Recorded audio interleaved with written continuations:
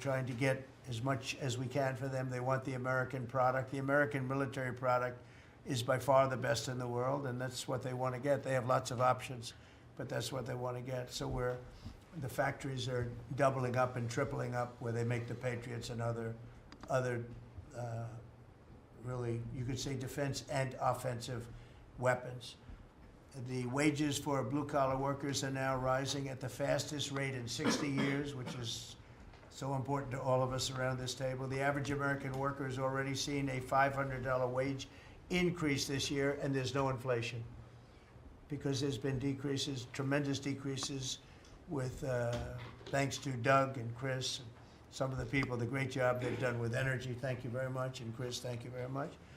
I see you down close to $60 a barrel, and you'll be breaking that pretty soon. And that has a huge impact. So we have groceries are down. Energy is way down. Energy is way down. It was $4 and $5 for a gallon of gas. Think of that for gasoline. And now it's probably $2.25. There are some places it's $2. It broke $2 at a couple of locations in the South. In places like California where they charge such high taxes, it's higher, but it's still much lower than what it was a year ago. So energy's way down. Groceries are way down. Eggs are way down. Thank you very much, Madam Secretary. You've done a great job. Appreciate it. When we came in, the eggs were through the roof. They were 4 times higher than they've ever been. And my first question from you people, well, what are you going to do with eggs? I said, what's the problem with eggs? That was caused by Biden, or whoever was operating the auto pen actually caused it, I guess, because I don't think he knew too much about eggs. Factories are booming compared to before I took office. Domestic auto production is going to be, it's going to be so thrilling in 2 years when you see the numbers, because they're building plants all over the country. They're all coming in because of tariffs. They don't want to pay the tariffs. And if they build their plant here, they don't pay the tariffs. And they're pouring into our country, and you know about AI and you know about but the auto plants, that's the good old-fashioned stuff that I love. The auto plants are pouring into the United States of America. They're coming from Mexico, they're coming from Canada, and they're coming from Europe, all over Europe. And it's been pretty amazing. So factories are booming. And when they actually open, right now they're booming in terms of construction. This is something given to me by Mark Zuckerberg. And you'll see this is AI now. I never understood. I say, well, because I built shopping centers, and for $50 million, you can build a very nice shopping center. So I never understood when they said $50 billion for a plant. I said, what the hell kind of a plant is that? But when you look at this, you understand why it's $50 billion. So this is one he's building in Louisiana. That's Meta, Facebook, as people understand it to be. But look at that. That's the size of Manhattan. So that's superimposed over the island of Manhattan. It takes up a big part of Manhattan. I think they say 81% of Manhattan. So these are big things, and they're going up. A lot of them are going up now. I don't know that big. Actually, Mark is building 4 of them, and others are building similar places. And when these things open up, I'll tell you what, our country, we're leading China now in AI, substantially leading China. And the reason is because we're letting them build their own electrical facilities. We would need double the energy if you take all of the electricity that we produce right now in this country, you'd have to multiply it times 2 or maybe 3 times. So 3 times more than we have right now for everything, to operate your toaster and everything else, okay? 3 times more. And the way we are able to succeed, because China goes out and builds these massive plants. They're right now building 58 coal, in this case, almost all coal-fired plants. And coal is back with this country too, by the way. There's a reason they use it, because it's good. It works for them. And we call it clean coal. We don't call it coal. We call it clean, even very clean coal. But we have coal going up. We have nuclear going up. Nuclear is very much in vogue now. It's safe and inexpensive and great. We don't allow windmills. We're not allowing any windmills to go up. I mean, unless there's a legal situation where somebody committed to it a long time ago, we don't allow windmills. and we don't want the solar panels that I was speaking with the secretary about, because they take up, you know, thousands of acres of our farmland. You see these big ugly patches of black plastic that comes from China, and the solar is, you know, I like solar in some ways, but for firing up your big plants, it doesn't work. It's very unstable, but it really takes up your farm. The farmers are saying, you know, they're building these massive blotches in the middle of the fields all over the country. It's so crazy. It's so crazy. So we're not heavy into that at all. And windmills, we're just not going to allow them. They're ruining our country. They're ruining everyone. If you look at, I hate to mention countries, but you look at the UK, what's happened at UK, they have energy costs have gone through the roof. It's because of wind. They want to do everything, close up the northern parts of the country. They have oil that's tremendous, and they closed it up, and they've been building windmills all over the place. And I tell them, you're my friends, but man, you're gonna have a bad awakening very soon. It's gonna be very bad. They're ugly. They don't work. They kill your birds. They're bad for the environment. And if you look at them from a house, your house is worth less than 50%. So I'm trying to have people learn about wind real fast, and I think I've done a good job, but not good enough, because some countries are still trying, and they're destroying themselves. Those are countries that are really destroying themselves. I hope they get back to fossil fuel, because right now, Chris, whether we like it or not, fossil fuel is the thing that works, and then you can add nuclear with it and other things, but fossil fuel is what works if we're going to fire up those big monster factories. But if you look at comparing everything before I took office, domestic auto production is up 18,000 cars a month, and we haven't even started yet, because a lot of these plants aren't built. It's up 18,000 because Ford, General Motors, and a couple of others, Stellantis, they're taking their existing plants, and they're, as quickly as they can, they're adding on to them. So when their plants open, because they're building big, modern, beautiful auto plants, but think of that, we're up 18,000 cars a month, and essentially all they've done is try and utilize their space correctly as their big plants open up. It's going to be, I hope they remember that it was this way. I hope this table gets a lot of the credit for what's happening. It gets all of the credit, because this would have never happened. We were going out of business in every way. We were losing. All the car plants were leaving this country. Now they're all coming back in, and they are coming from Canada, and they are coming from Mexico, but they're coming from Germany. They're coming from all over the world. Domestic steel production is up by 100,000 tons of steel a week. We have a 50% tariff on steel, aluminum, and various other things. Copper just got brought into the picture, and that means people are going to want to make steel here. We just made a deal with U.S. Steel. As you know, we have an outside company come in, spend $17 billion on building new plants, new everything. It's great, and it stays right here in America. So we're doing amazingly well on steel, and domestic oil production is up by more than 300,000 barrels a day. That's a lot of barrels, and you're going to be talking about that in a second, I think, Chris and Doug. These two people have done a fantastic job, and we have the oil price down to about $62 a barrel. So just so you understand, because a lot of you like to talk about costs and prices, but I watch so much fake information. Product costs are down. Energy is way down. Energy brings things down. You know, with energy, that's what happened with Biden.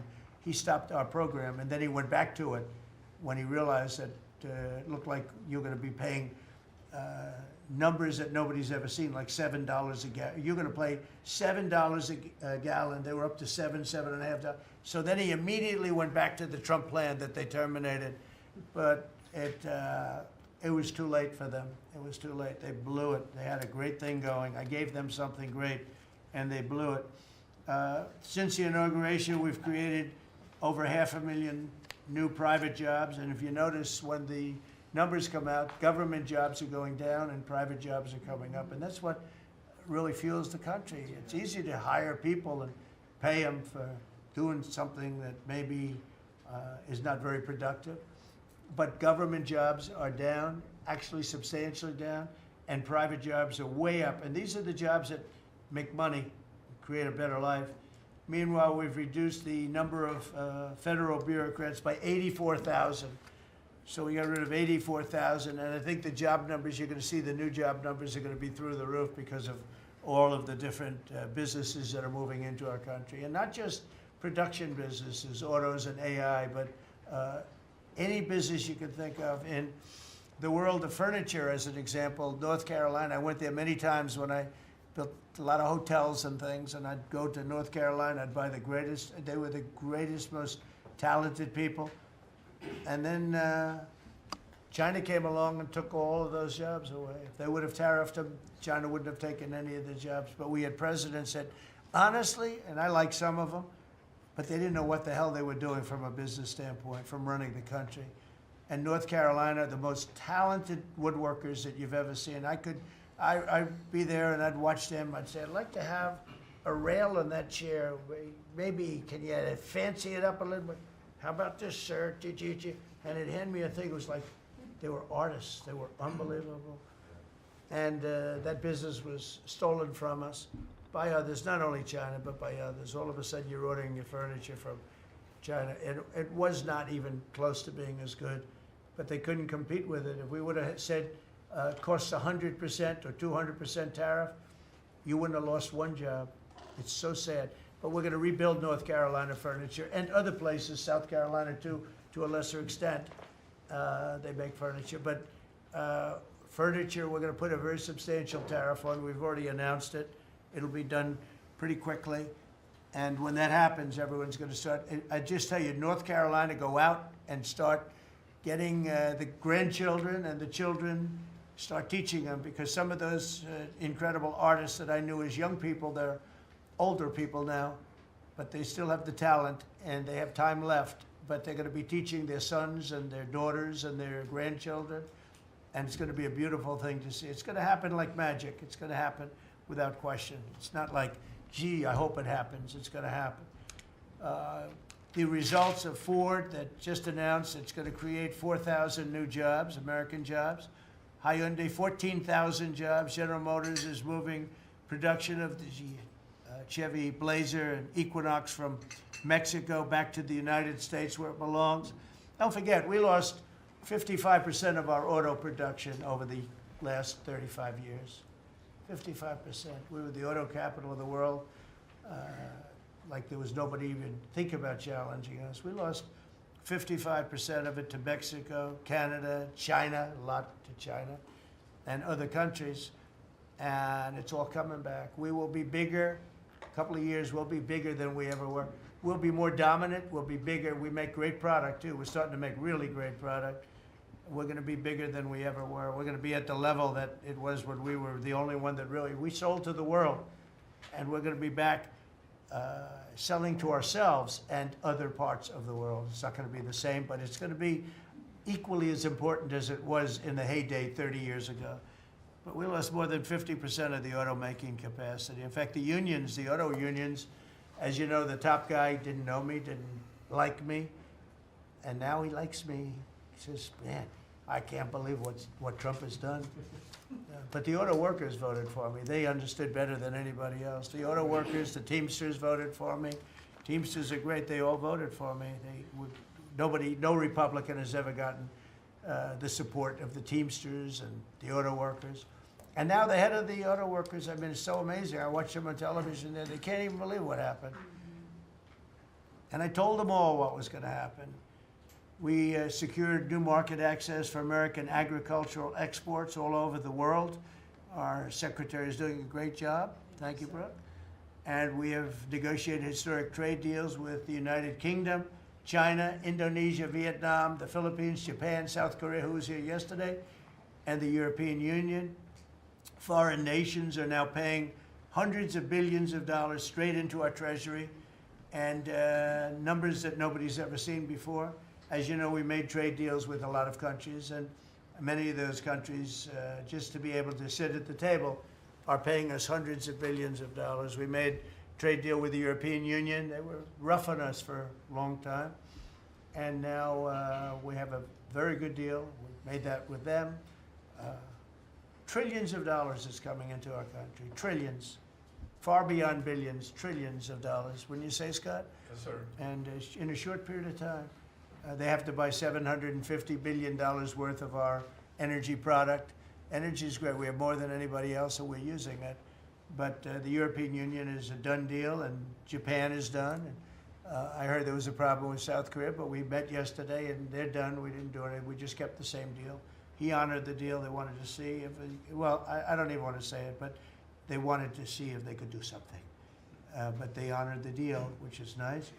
And we cut the previous record-setting trade deficit, I hear just came out. We cut it in half already. We haven't even said, we've only been here really for a few months because, you know, it takes you a little while to fix up the Oval Office and do those things. prepare for the battle, right? So we really only been here for a very short period of time, and we cut the trade deficit in half. Is that right? That's fantastic. I didn't even think we were going to do that. And remember, these are things that are being built. These things, you know, all these numbers up here, they're not open yet. When they open, you're going to see things happen in the United States that nobody's ever seen before, including our country in its heyday. And I had the greatest economy in the history of our country my first 4 years, despite COVID, which was a very unfortunate situation for the whole world. We did a great job with it, never got the credit for the job we did. Operation Warp Speed, people say, is one of the greatest achievements ever in politics or in the military, because it was almost a military procedure. But everybody, including Putin, said that Operation Warp Speed, what you did with that, nobody can believe it. And we did a great job, but it was a horrible, horrible pall over our country. We had a very dark cloud over the world. That was a very, very bad thing that came out of Wuhan, which I said it came out of Wuhan. That's where it came from. And China suffered greatly, but everybody did. But we did a good job with that, as good as you can possibly do, and we came back, and now we're stronger than ever before. If I didn't win this election, this country was gone. I'm telling you, economically it was gone. None of the things that we're talking about would have happened. The whole world was robbing us blind. Friend and foe. They were stealing our jobs, our money, our factories. They were stealing everything. We would have been a shell. We would have been a bankrupt, broken shell. And that's the way it is, but we're doing just the opposite. Stronger than we've ever been. Last month, in a landmark achievement, I also proudly signed the largest working class tax cuts in American history. So the bill that, I'm not going to use the term great, big, beautiful, that was good for getting it approved, but it's not good for explaining to people what it's all about. It's a massive tax cut for the middle class. It's a massive tax cut for jobs. And it's, I mean, think of it, no tax on tips, no tax on Social Security. So seniors, I don't know how you can vote for anybody else. And, you know, just think of that, and no tax on overtime. So you work overtime, you don't have to pay tax on overtime. That's good. The Democrats don't know what they're going to do. So they have, like, this soundbite. You know, they have all these sound bites. They send it out. I don't know. Some guy sends out a word, and everybody uses it, including the fake news. Some of you are here right now. I'm looking at you. And it's death. They use the word death. No, it's actually life. It's almost like a newborn life. It's not death. That's their soundbite. The bill is death. It's not. We strengthen Social Security. We strengthen Medicare, Medicaid. The job we've done on Social Security is, if the Democrats got in, Social Security is over because the country's going to fail. There won't be any Social Security. And I made that pledge to you. We're going to take care of Social Security, Medicare, Medicaid, and we're doing that in spades because the country is becoming so successful again. And it hasn't been this successful. I think in the end, it will never have been this successful. I don't think it'll even be close with what's happening. Every American is seeing a tax cut as a result of the bill. The average police officer will keep an extra $1,000 a year at least in overtime, and the average waiter or waitress will keep nearly $2,000 extra in the fact that they would have had to pay that kind of money on tips. And I never realized that the government was so strong on that. But waitresses, waiters would tell me that the government would go after them. Like it was horrible. That's how it all started with me. It just was incredible. And the biggest thing was, again, the $4 trillion that they found. They said, well, that was nice. They should have announced it. I could have told them that. And I don't know. It should be simple. But a lot of people didn't understand it. Actually, a lot of good people didn't understand it. But now they're saying, you know, Trump was right. They'd never seen anything like this. And I don't know what it is, Scott. They didn't understand what we were trying to explain to them was going to happen. Everybody's moving back to the United States because they don't want to pay a tax. If they're not here, they have to pay a tax. And it didn't seem that complicated, but it's working at a level that nobody can imagine. You know, this is working $4 trillion, but that's a big number. It's a number that nobody ever heard of before. But 4 trillion is exciting. But that's nothing compared to what's happening, because these places haven't even opened yet. Some of them haven't even started hiring yet.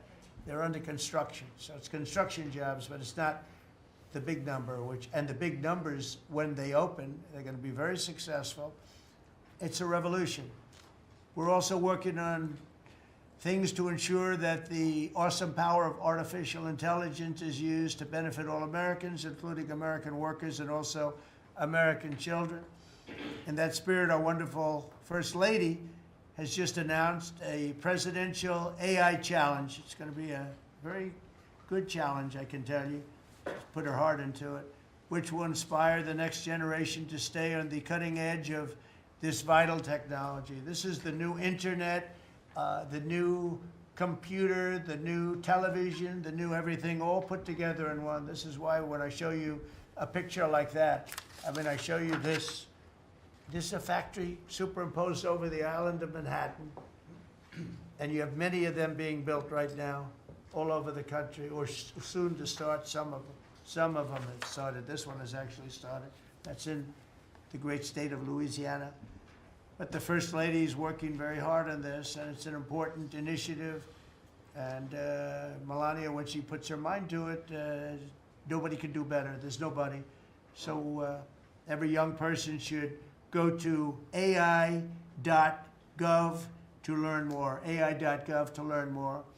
And you'll see it's a great challenge. I think it's going to be a very modern kind of a challenge that involves AI, which is very exciting to people. So I want to thank her, raise a lot of money for children.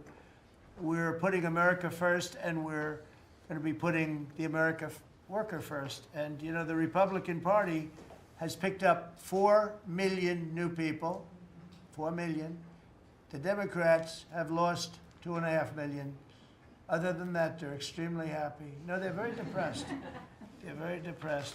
And their new box that they've fallen into is crime. There was a consultant on one of the shows this morning I was watching. I thought he was very good. He's a Democrat consultant. And he was screaming, no, no, don't let him do this to you. Don't let, it's another trap. It's another trap. What he's talking about, like men playing in women's sports. They said that's an 80-20. No, it's a 97-3. It's 97-3. Like transgender for everybody. They fought for it. They're still fighting for it. I saw a guy today, a politician that you all know very well, fighting like hell for men playing in women's sports. You don't understand. They're human beings also. Well, I agree they're human beings. But you can't have a 7-foot guy playing basketball with the women. You know, it's just one of those little problems in life. And we all have our place. That's okay. I've got my place too. But this guy's screaming, it's another trap. And this is the worst of all. He said, because this is crime. Trump is saying he's against crime and they're for crime. No, he's going, it was funny. No, it's a trap. Don't do it. And then I saw this poor, stupid Chuck Schumer, the guy. He looks like he's aged 100 years.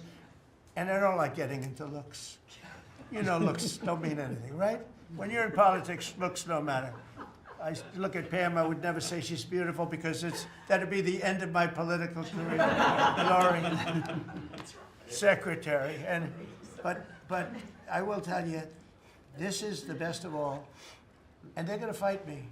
Like this slob of a governor you have in Illinois, this poor guy got thrown out of his business by his family. I know the family. I was partners with the family. Nice family. I like the family, but he was no good. They threw him out. He's governor of Illinois, and he goes about Trump, we don't need his help. Chicago is the worst. These places are really bad. Crime in D.C. was the worst it ever was. You know, they make up stories. Crime in D.C. was the worst ever in history. And now, over the last 13 days, we've worked so hard. We've taken so many, there are many left, but we've taken so many criminals, over 1,000. I watched a man from Maryland who said to me, sir, you're the greatest president. You're doing an unbelievable job. What a great job. Governor Moore, has anyone heard of him? He's another hopeful for president. I don't think so. But I met him, and I didn't realize it was on camera. Did you see they caught him on camera? I was at a game, I don't know, like the Army-Navy game or something. And I met him in a hallway. And as usual, you do your job very well. One of these great cameramen had it on tape. But I met this gentleman. I never met him before. Sir, you're doing a great job. You're doing an unbelievable job. Thank you very much. But then he goes on television and says, oh, Trump is a dictator. He's a dictator. And a lot of people have so the line is that I'm a dictator, but I stop crime. So a lot of people say, you know, if that's the case, I'd rather have a dictator. But I'm not a dictator. I just know how to stop crime. And you would think that Illinois, where they have such a problem with crime, such a bad governor, he should be calling me, and he should be saying, could you send over the troops, please? It's out of control. It's out of control. In New York, it's out of control. Not as bad as Illinois, by the way. Not even close. In California, you would have not had the Olympics had I not sent in the troops. We sent in the National Guard. They did a fantastic job. We have the Olympics. We have the World Cup coming. I got them in my first term. And I was really sad because I said, oh, boy, I got them, and I won't be president. And little things happen. Thank you, God. Thank you. Little things happen. Think of it. You could ask Johnny. Johnny would tell you he's the head of World Cup. He's a great guy, too, great commissioner. But he's the head of the World Cup. He said, Trump is the only reason we're doing this. And the sad part is that I was not going to have it. I would have to be, probably I wouldn't have even been invited to the game, depending on who's president, right? And I got that. I did not get 250, okay? The 250th anniversary, I did not get. I'd like to claim it, if I might, but I didn't get that. That was whether I was president or not, it was still 250. I'd like to take credit for it. What I will take credit for is we're going to have a better celebration under Trump than you would have had under some stuff. That I'll take care of. We're going to have a safer place, Christy, because of you and Tom Homan and everybody, right? But, so we have 250 coming up. We have the World Cup coming up, which is like having 45 Super Bowls. And we have the Olympics coming up. So we're going to have a very exciting 3.5 years remaining. We're going to have a very exciting, it's going to be done properly. So I just want to tell you, our country's in incredible shape. Our military is strong and powerful and respected. We had some fantastic decisions from the Supreme Court that let us put the people into the military and other businesses that are best for the job, as opposed to some woke reason that was killing our country. That was a very strong, very powerful. You can now go into a company based on your ability, as opposed to being forced in based on some factor that cannot make our country great. That was a big decision, very, very big decision. And we've had a lot of great decisions, and we've all made some great decisions sitting around this table. I want to thank Scott. Unbelievable what's happening financially with you and Howard. And Vice President's involved in everything, and he's been great. And Marco has been, really, I think you're born for this job. I don't think you should ever run for another office. I don't think you should, really. You're so good at this. He is so good. And everybody likes him, you know, everybody likes him. But everybody, much more importantly than like, I think you would say, is respect. They respect Mark Cohen. They respect all the people around the table. So what I'd like to do is, I'd like to go around the table. You seem to like it. Your audience seems to like it based on ratings. And I want to mention, you know, about crime, because we have a young lady here, Iris, of Epoch Times. You're Iris, aren't you, huh?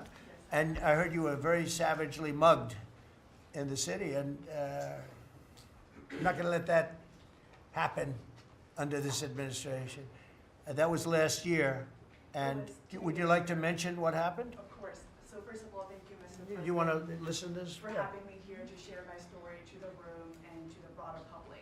My name is Iris Tao. I'm a White House correspondent for NTD, the sister media of the Epoch Times. So more than 2 years ago, it was a Saturday morning in broad daylight. I was on my way to work, and a young man with a black ski mask pointed a gun at my face and threatened me to hand over my phone, my wallet, my laptop, and everything else. And when I refused, he used the butt of his handgun to strike me across the face, in the cheek, or what some people call pistol whip me, before running away.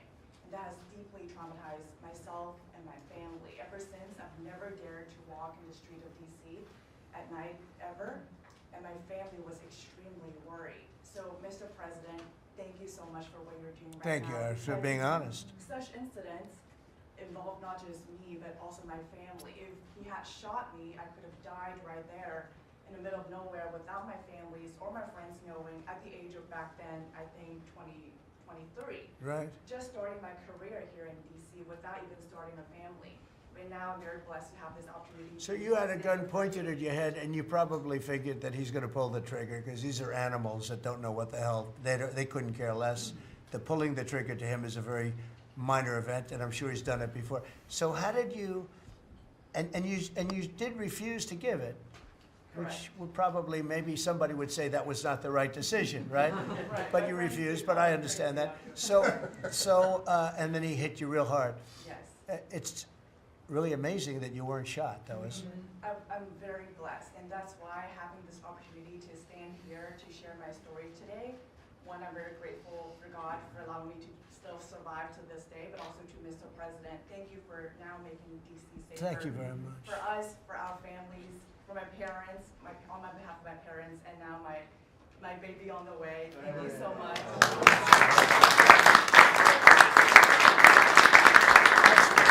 And there are other reporters and journalists, good people, and you don't have to say it, but that have also been attacked violently.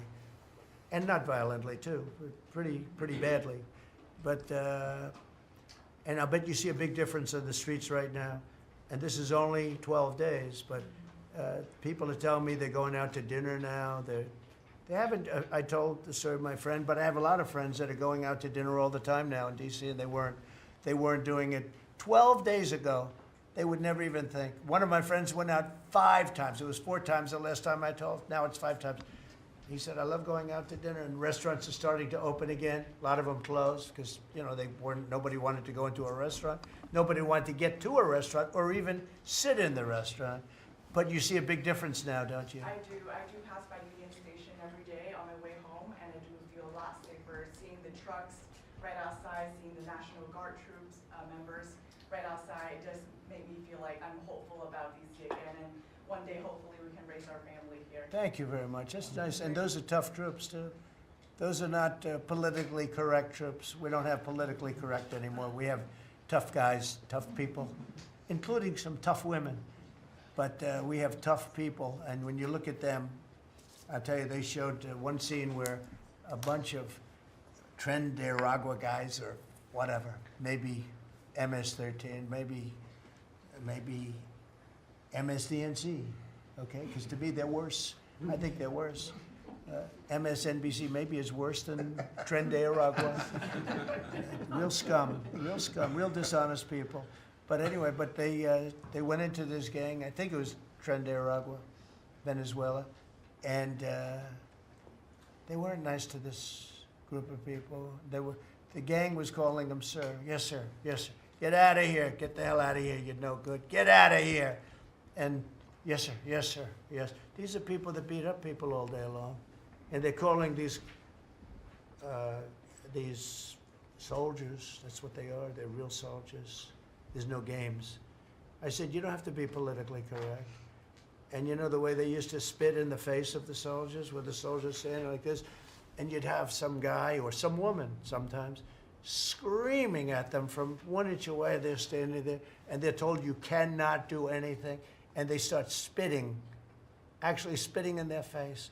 And I said, you spit, we hit. And they're totally authorized to do that, all of those things. But your story is great, and there are other stories here, but they don't have to tell them. But some people are ashamed to tell them. They don't want to tell them. But it was like a jungle, and it's not a jungle anymore. And it's going to get so good that this will be the safest capital there is. It'll be one of the safest places in our nation, anywhere. And right now, it's one of the most unsafe places, but not now. 12 days ago, it was the most unsafe place in our nation. And they have to stop issuing false crime numbers because, I mean, I heard the mayor, and I like the mayor, you know, fine. I don't care if I like her or not. If she did her job, I wish she were a horrible person who did her job. But she's probably nice, I guess. I don't care. I want her to do a job. But they issue false numbers. She said, crime is down, you know, before we got, now they can say crime is down. Crime is very much down. But what they did is they issued numbers. It's the best in 30 years. Not the best. It's the worst. It's the worst. It's much worse. And they gave phony numbers. And then they fired the man who didn't want to write the phony numbers. He got fired. And I guess that whole situation's under investigation because it's a very important thing, Pam. I mean, if they're going to give these phony numbers, it's a false feeling that you get crime, you have to do something about it. You can't go around saying, oh, Washington, D.C. safe if it's not. It's going to be very safe very soon. It's very safe right now. You're going to go out, have dinner. People are going out all over the place. They're walking. I have people that work in government, strong, tough cookies. They can take care of themselves. But it doesn't help to have big, strong muscles. And I work out. If a guy's over there with a gun shooting you in your face, you can be the strongest guy in the world. A guy has a gun, shoots you in the face. It doesn't matter how much you've worked out, how many weights you've lifted, how hard you work. And so we have the toughest guys and we have the best guys. And I'm willing to go to Chicago, which is a big trouble, but we have a governor that refuses to admit he has problems, huge problems. Baltimore, Wes Moore was telling me I want to walk with the president. Well, I said, I want to walk with you too someday, but first you got to clean up your crime because I'm not walking in Baltimore right now. Baltimore is a hellhole. And this guy, I don't even think he knows it. He's another candidate for president. Between him and Newsom, you got some real beauties, I'll tell you. But if we didn't go into Los Angeles, you wouldn't have the Olympics, in my opinion. You wouldn't have the Olympics. We went in, and the sheriff, the boss, said, thank God they're here. You could see his tape. He said, we were not able to control what was happening. That was the sheriff. And he said it loud and clear. And you know, they're suing us for going in and cleaning up crime. And yet their own sheriff said, on the first or second night, he said, we could have never handled. That was going to be, you were not going to have the Olympics or the World Cup, because that would be, there wouldn't be anything left. They shouldn't have lost 25,000 houses. The water was turned off from the Pacific Northwest. And I was after them in my first administration, turn on the water, turn it on. Nobody could have believed this could have happened. But they had no water in the fire hydrants. They had no water in the sprinkler systems that people put up in their ceilings. There was no water.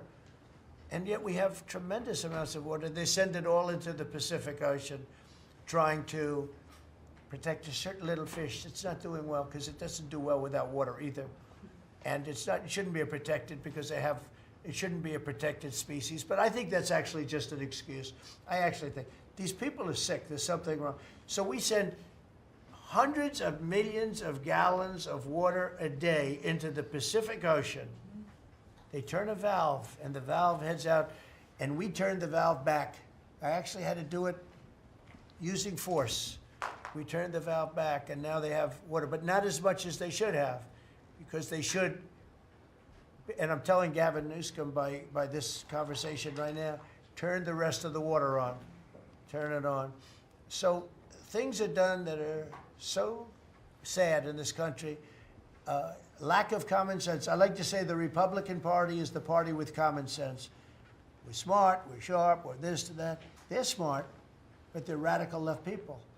And they can't help it. They're very smart, but they're radical left, and they're destroying our country, but they're not going to destroy it anymore. So we picked up millions of people in the Republican Party. They lost millions of people, and I think we're going to do very well in the midterms. And I just want to say one other thing, and that's medicine.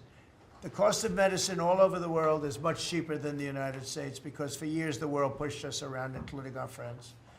And you go to Germany, you go to England, you go to different places, and you go to a store, and it's sometimes 10% of what we pay in the United States, because they said, nope, we're not paying any more. You charge the United States. This went on for 25, 30 years. And I invoked favored nations. I said, I want to pay the same as they're paying.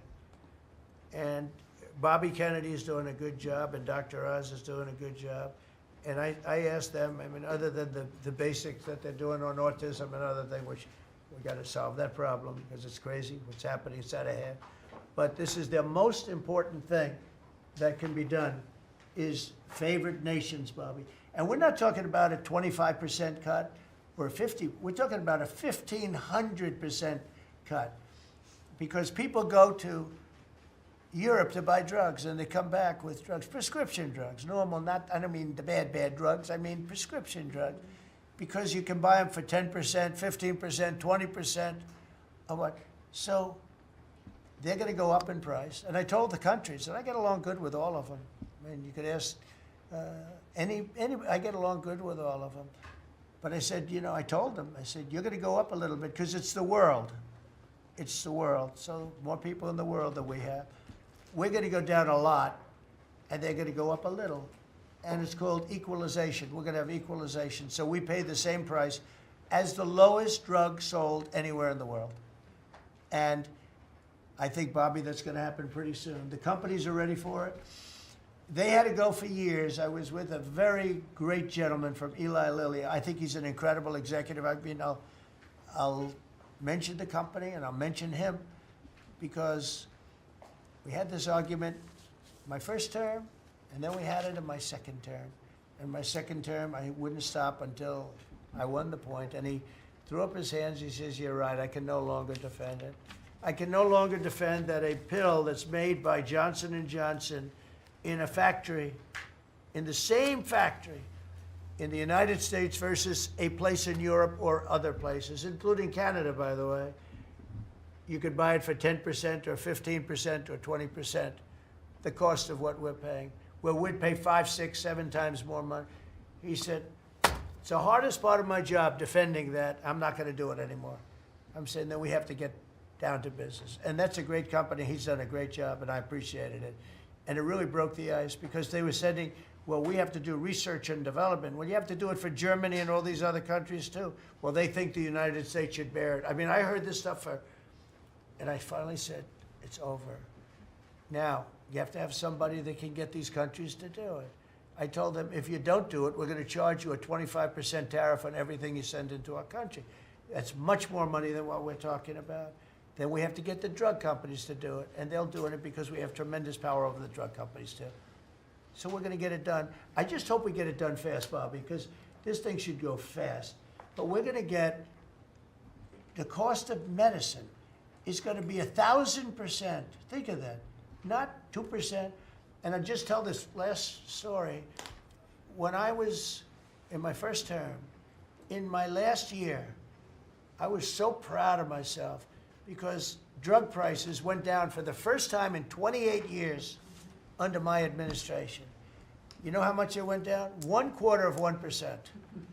And I was so proud of that.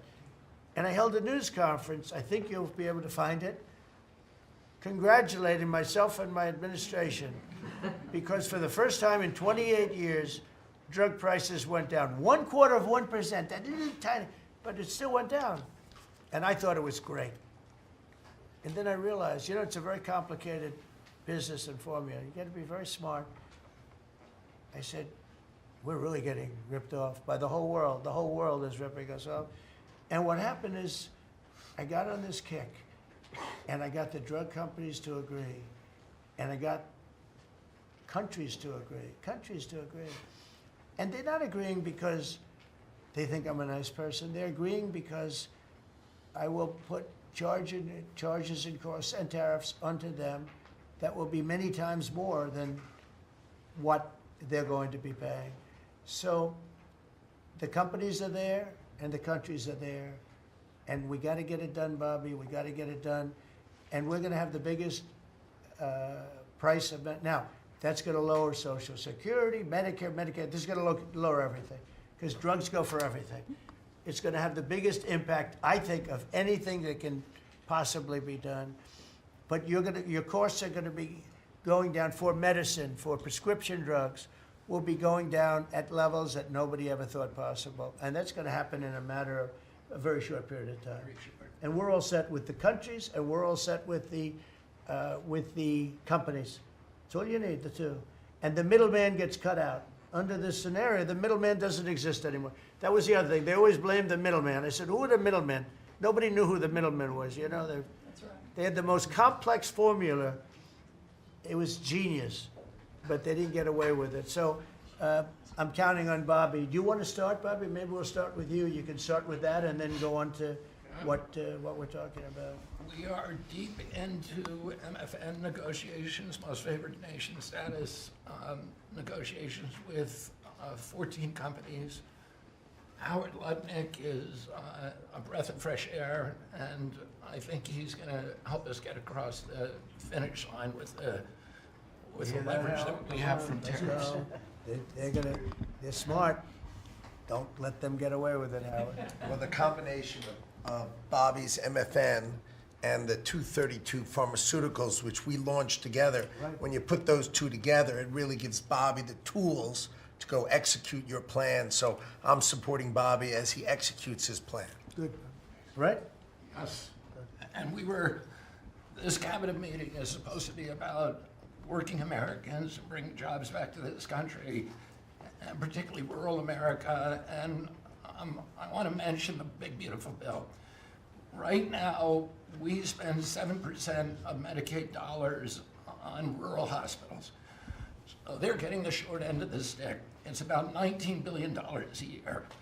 Under the Rural Transformation Program, we give them an extra $10 billion a year. So we're raising an infusion of cash to rural hospitals and rural communities by 50%. It's going to be the biggest infusion in history, and it's going to restore and revitalize these communities. And we can't survive as a nation if we don't honor our rural communities, which are the source of our values, our virtues, our character, our economy, our food. And you are bringing that back. You are bringing those communities back.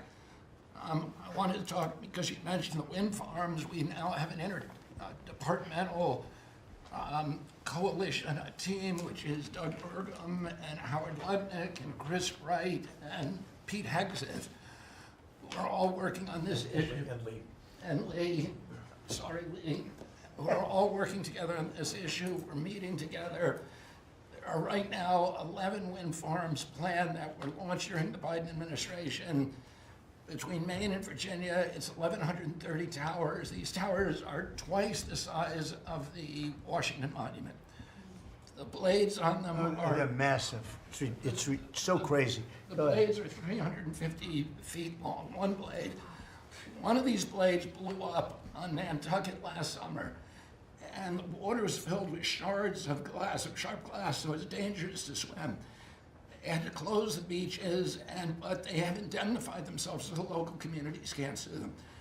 None of these projects are bonded. If you build an oil derrick in the Gulf, you got to put a bond down. There's no bond for dismantling them, and that's one of the tools that Doug is now using to challenge some of these projects. None of the cost of energy from these projects is 39 cents a kilowatt hour.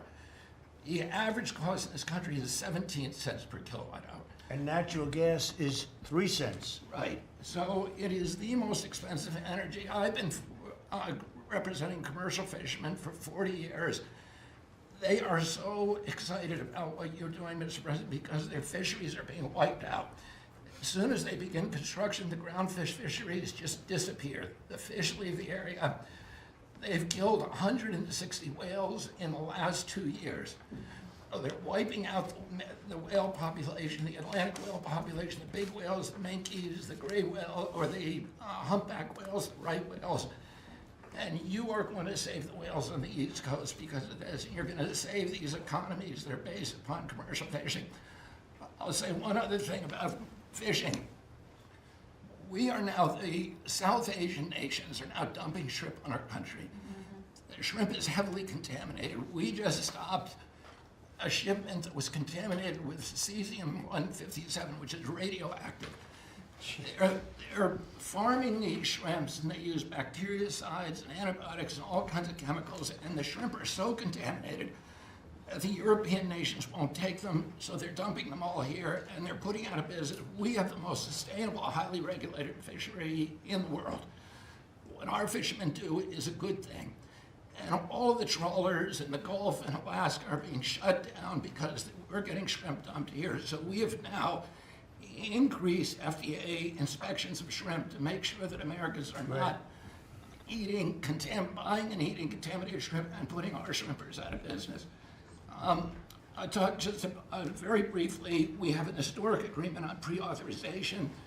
We brought together 80% of the insurance industry, which has agreed to, for 80% of diseases and injuries, give immediate pre-authorization so that when you go to your doctor's office and he prescribes you a new knee or whatever it is, you will immediately know whether your insurance company is going to pay for it. This is an historic agreement. People have been trying to do it for decades, and we, because of your leadership, brought the insurance industry together and got them to voluntarily agree to do this. Similarly, we've made another historic agreement with personal health records. The 60 biggest tech companies in our country have all agreed to allow Americans for the first time access to their personal data, which they own, which these companies have been monetizing without permission. You're going to be able to see by next year all of your health records on your cell phone. It's going to save lives. It is going to fuel an infusion of technology into that space where people can access those records. They can compare their diet to what they personally need, and we'll have personalized medicine. We are doing price transparency. You passed this during your first term, and then the Biden administration refused to enforce it.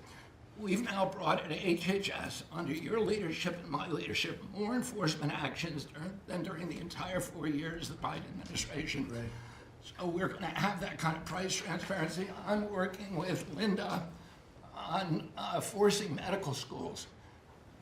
And the MCATs, the people who administer the MCATs, the people who do accreditations, to put nutrition into medical school education. Right now, 25% of the doctors in this country do not feel competent to give nutritional advice. 70% of diabetes cases can be reversed or ended if you just change people's diets, and the doctors don't know how to advise it. They only know how to prescribe the drugs. We're going to change that, so if you come out of a medical school under the Trump administration, you are going to know about diet. And then finally, most importantly, the Pete and Bobby Challenge. I want to give an update. Pete got, or I got 5 minutes and 48. It's 100 push-ups, 50 pull-ups, and you try to do it within 10 minutes. I got 5 minutes and 48 seconds. Pete beat me. I'm still bitter at that. 5 minutes and 25. The cabinet leader is Scott Turner. You beat me. Your arm. You got 5 minutes and 15 seconds. I'm waiting for reports from the rest of the cabinet. The only exemptions currently existing is if you can hit a 50 at Bedminster, which President Trump did with Bryson DeChambeau, so he's the only one exempt in this room. Everybody else. That's great, Bobby. Bobby, autism, if I could, just, I don't want to go too long because we have a lot of people, but the autism is such a tremendous horror show, what's happening in our country and some other countries, but mostly our country.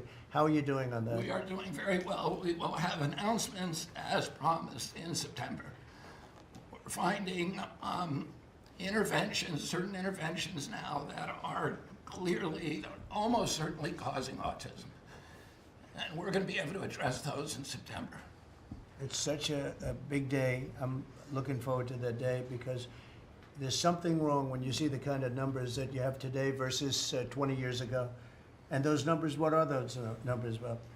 Well, in 1970, the biggest epidemiological study in history was done in Wisconsin. They looked at 900,000 children and they were looking for autism. They knew what it looked like. And they were very, very precise about it, and they found an incident rate of 0.7, in other words, less than 1 per every 10,000 children. Today, our most recent numbers are 1 in every 31 kids. It's probably actually much worse than that because California, which has the best collection system, is reporting 1 out of every 19 children, American children, has autism, 1 in every 12.5 boys. So it's gone from less than 1 in 10,000 in 1970 to 1 in 12.5 boys. Think of today. those numbers. So there has to be something artificially causing this, meaning a drug or something. And I know you're looking very strongly at different things, and I hope you can come out with that as soon as possible. We will. So 1 in 10,000, and now it's 1 in 31 or 34 or 12 if it's a boy. Can you imagine that? 1 in 12. That's for a boy. 1 out of every 12.5 boys. It's not even believable that that could be. And that was 1 in 10,000 not so long ago. I've been hearing these numbers, and they get worse and worse every year. There's got to be something. I think there's nothing, including favored nations and everything else, there's nothing that can be, if you can find out the reason that that's happening, and I know we're gonna do some things. I think it's, We I will think, have that answer I think for we, you. I think we maybe know the reason, and I look forward to that press conference, to be with you on that press conference. That's gonna be a great thing. Thank you, Bob. You're doing a Thank you, great Mr. job. President. Linda, how about it? And we want nothing less than $500 million from Harvard. Don't negotiate, Linda. They've been very bad. Don't negotiate. Go ahead. All that's working well. Mr. President, thank you very much. Since we are focusing today on Labor Day, and I know that Kelly and Lori are both going to echo some of the things that I'll say as well, we are really focusing, on our workforce. But what I'm finding with great joy around the country is that states really are being innovative and working more with middle schools and with high schools to make sure that we are having hands-on learning. There are pathways to jobs that are happening now. And if we see more and more of our community colleges working with our middle schools and our high schools so that high school students are graduating not only with a diploma, but a certificate that they have worked with, perhaps with a Toyota or another company that is coming in, public-private partnerships.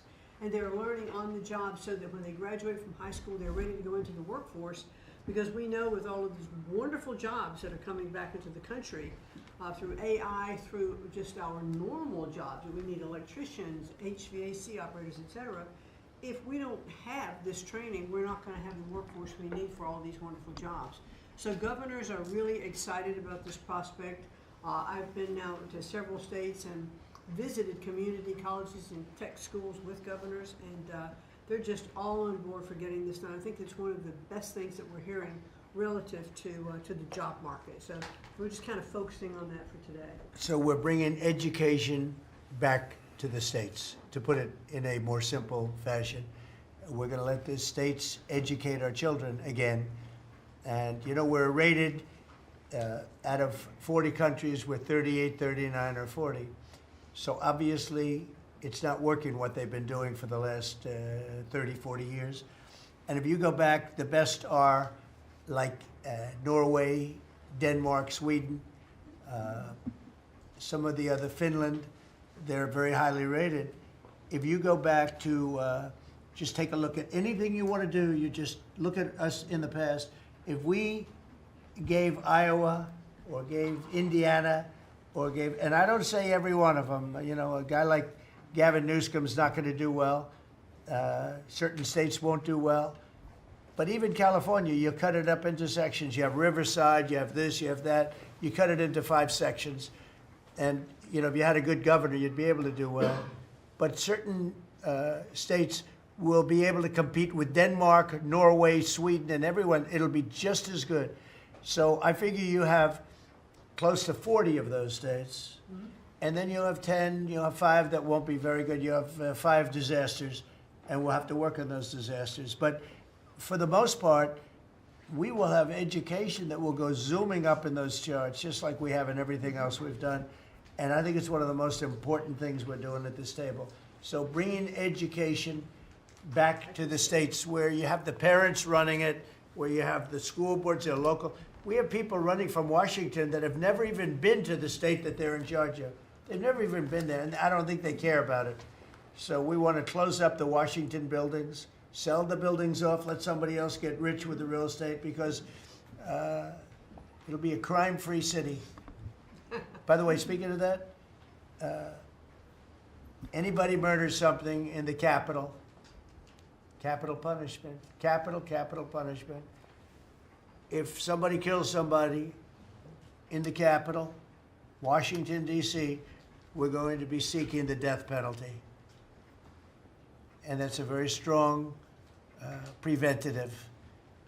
And everybody that's heard it agrees with it. I don't know if we're ready for it in this country, but where you have it, it is, we have no choice. So in D.C. and Washington, states are going to have to make their own decision. But if somebody kills somebody, like you could have been killed, very lucky you didn't get killed, it's the death penalty, okay? Fantastic job you're doing. Thank you, Linda. Very much appreciate. How are you doing with the colleges, by the way? You're doing some pretty good work in terms of getting them to treat people fairly.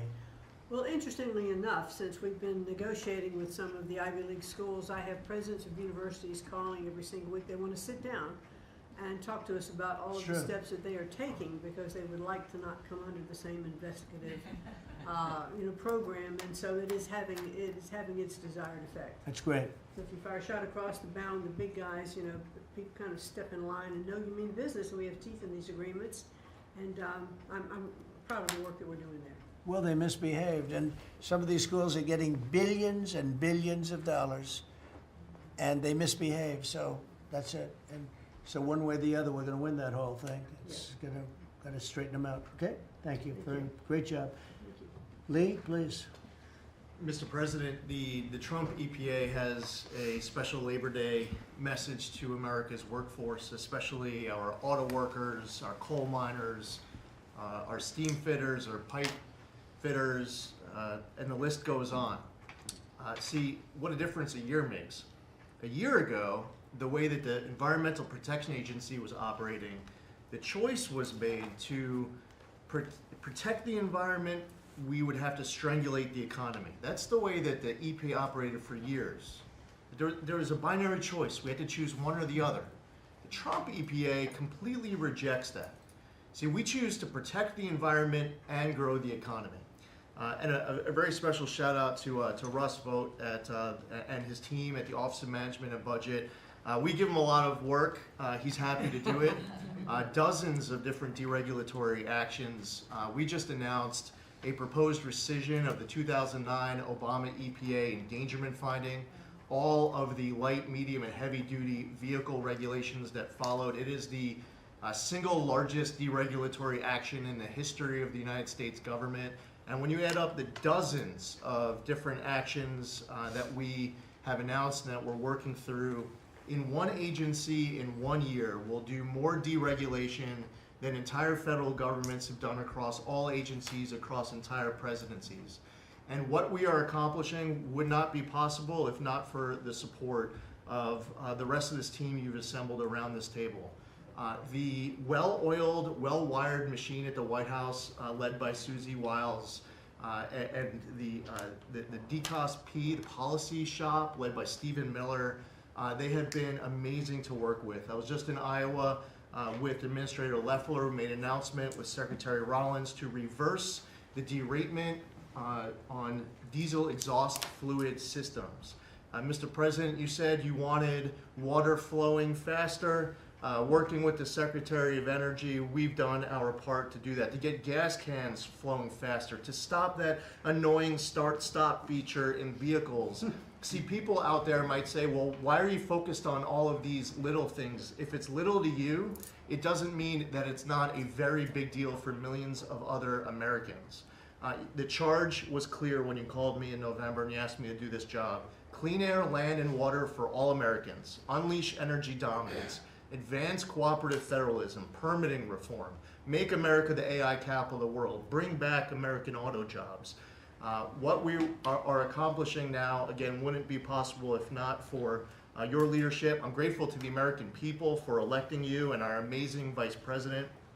I was just in Mexico City announcing and signing on behalf of the Trump administration an agreement with Mexico for a permanent solution for the Tijuana River sewage crisis, which you have been so outspoken and passionate about in our conversations. It would not be possible if not for Secretary Rubio, Deputy Secretary Landau, U.S. Ambassador to Mexico Johnson.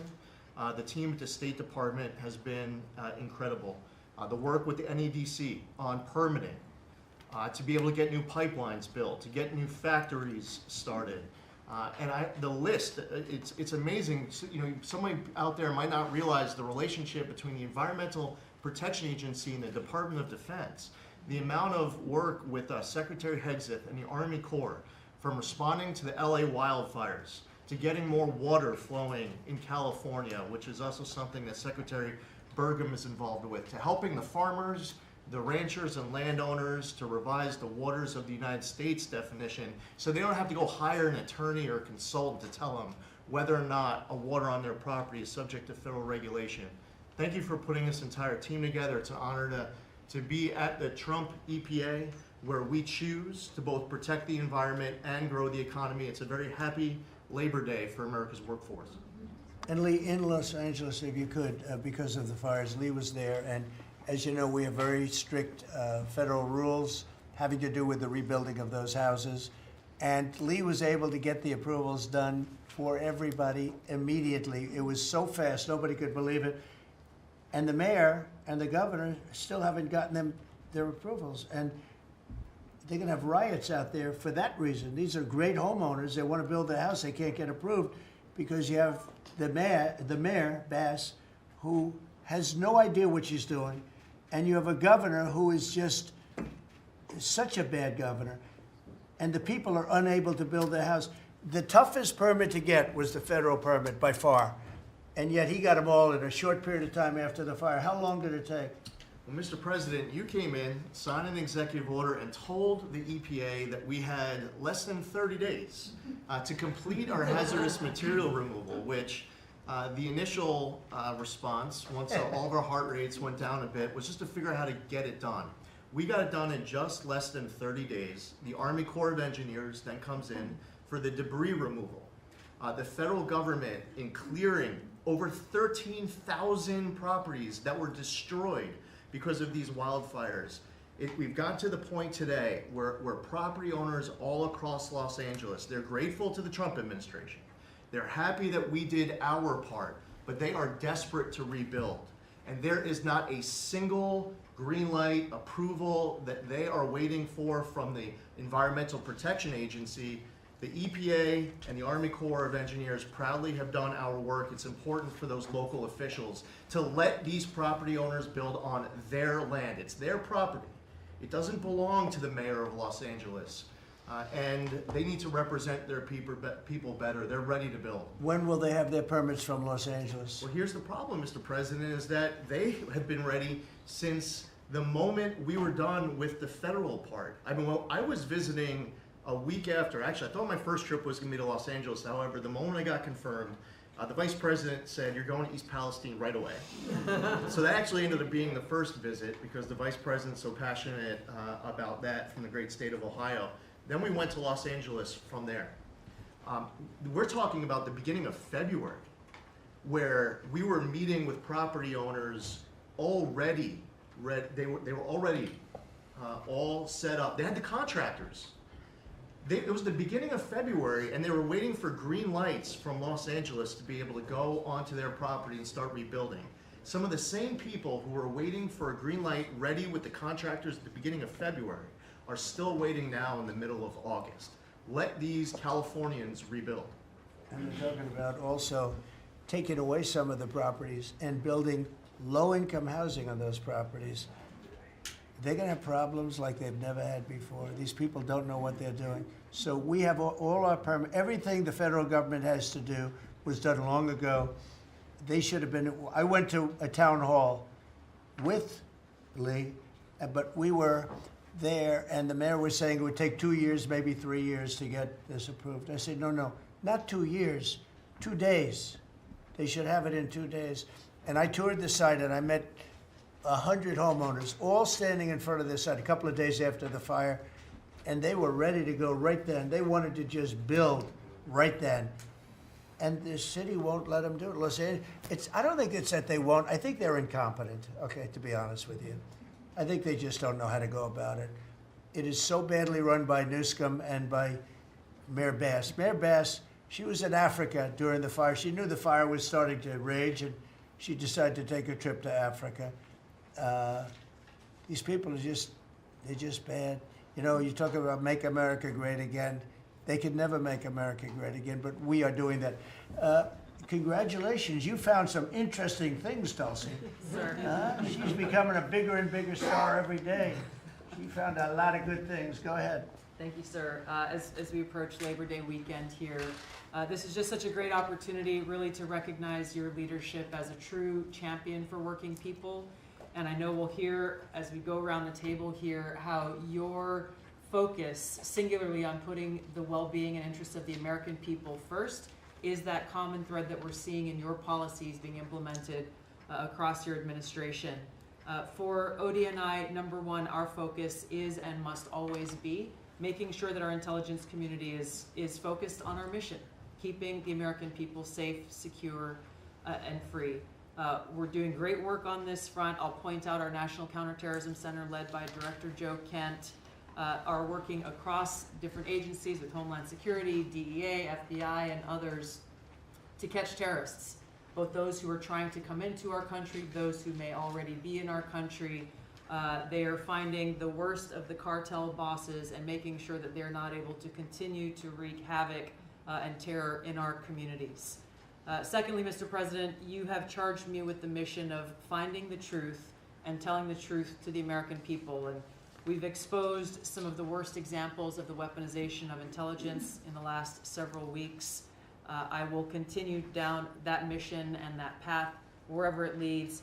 Transparency, telling the truth is what will drive true accountability for the American people who deserve nothing less. And lastly, Mr. President, all of us are charged with being good stewards of taxpayer dollars. I've gone through a reorganization for ODNI that we've announced in the last week. We've cut nearly half of redundant, unnecessary functions within ODNI, saving taxpayers over $700 million a year. We will continue focusing on our core mission in keeping the American people safe, and appreciate your leadership and your focus on this most critical task.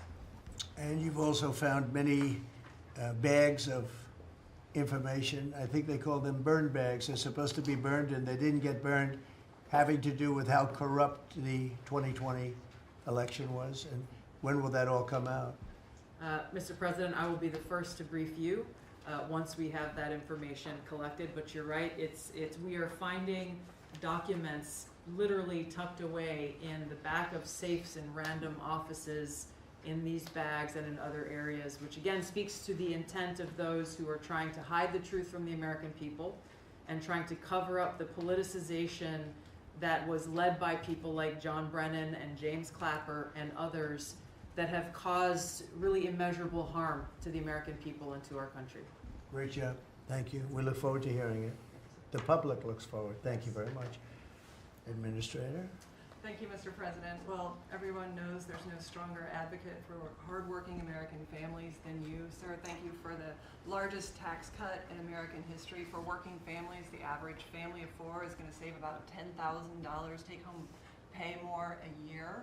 And what we're seeing is an increase in the child tax credit, the increase in the standard deduction. Hardworking families are going to benefit from this bill, and small businesses. There's no bigger beneficiary than Main Street, because small business makes up 99% of all businesses in this country. I've traveled to nearly half of our states, 24 unique states. I've made 40 state visits. In fact, I was with our great vice president at a small business manufacturer in Georgia last week. I was with a trucking company in Ohio. I was in Michigan at a motorcycle manufacturer. The return of Made in America is going to be driven by small businesses, because 98% of all of our manufacturers in America are small and medium businesses, 600,000 factories that employ 5 million people. And as Secretary McMahon mentioned, this work-based learning that is going on in professional and trade schools is real. I've visited them from Utah to Maine to Georgia and seen this revolution in education happening. So small businesses need skilled labor. Now that you solve for inflation, for the taxes, every Democrat voted for a $4 trillion tax increase on the backs of hardworking Americans. And so you prevented that. And now we've got fair trade. And thanks to Administrator Zeldin, we're seeing deregulation. I mean, this diesel exhaust fluid crushed farmers and construction and other heavy industry. So rolling that back makes a real difference for small business. And your domestic economic agenda is amplified through small businesses, which is why small business optimism is above its 53-year average, finally. And so Main Street appreciates it. What Main Street wants now is a rate cut. They feel burdened by high interest rates. They would grow higher and expand more if they could, but the interest rates are really hurting them. And finally, I want to say thank you for your executive order on debanking. We're about to announce a major investigation on debanking. It happened to you and your family. It happened to me. It happened to thousands and thousands of Americans, and unfortunately, disproportionately on those that had conservative values, on Christians, on pro-life, on 2A businesses. And so we're going to be talking to the banks about that. The SBA operates the largest government business loan program in the federal government. We have a network of 5,000 banks. So we're going to be making sure that that never happens to anyone again. Great job. You're doing a great job. Thank you very much. Christie? Well, Mr. President, first of all, thank you for the opportunity to work for you. And you committed when you ran for president to make America safe again. And today, the average family and individual that lives in this country is safer than they've been in years because of what you've done. We've got 3 months in a row now with 0 illegal aliens coming into this country, and I want to thank Pete and the Department of Defense for all of their help. They're down at the border with us still, helping us keep that border secure and make sure we know who's coming into this country. You've arrested and brought to justice hundreds of thousands of illegal aliens, of criminals that have perpetuated violence against American people.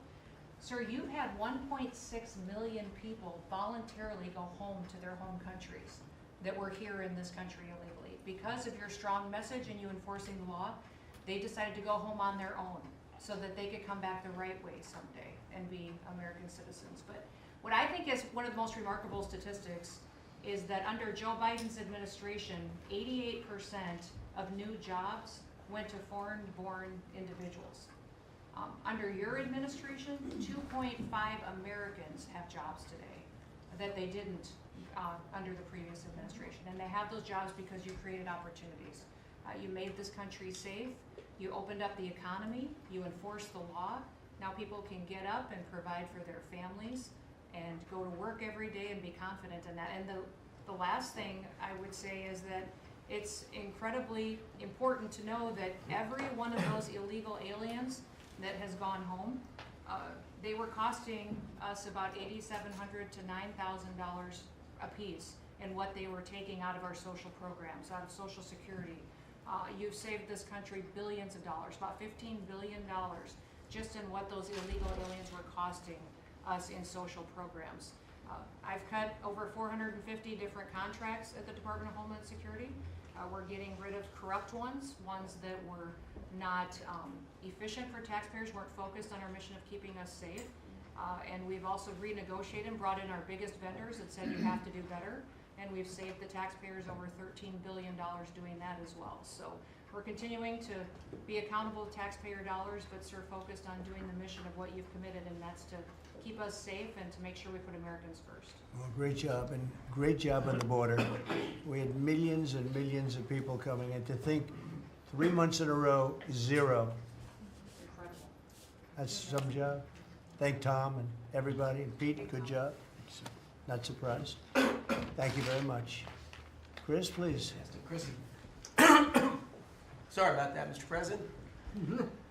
Like Secretary Noem, I'm thrilled to be here to work with you on the simple platform you were elected on, which was to bring back the American dream, to bring jobs and opportunity for families across the country and to lower their costs so they can live their lives and expand the choices they have. You led off today talking about gasoline prices. I'll throw in diesel. If you correct for inflation, they're at multi-decade lows. This is a huge expense. This is a huge constraint on people's lives. We should celebrate that. Natural gas has become our main industrial fuel powering factories around the country. Natural gas prices are quite low in this country, and they're lower than in any country in the world. The reason for that is the United States produces 2 times more natural gas than the second largest natural gas producer in the world, and 4 times more natural gas than the number 3 and number 4 producers in the world. So you've opened up American opportunity and energy together with the work of Secretary Burgum, Administrator Zeldin, Secretary Lutnick, Secretary Rawlins. You know, we've made it easy to produce energy in America again, and those benefits are flowing. I could go on about this stuff forever, but let me talk about one specific area of energy, electricity. That's in the front of people's minds. When the day you were inaugurated, we get hold of all the data. We can look at the resource plans of utilities across the country.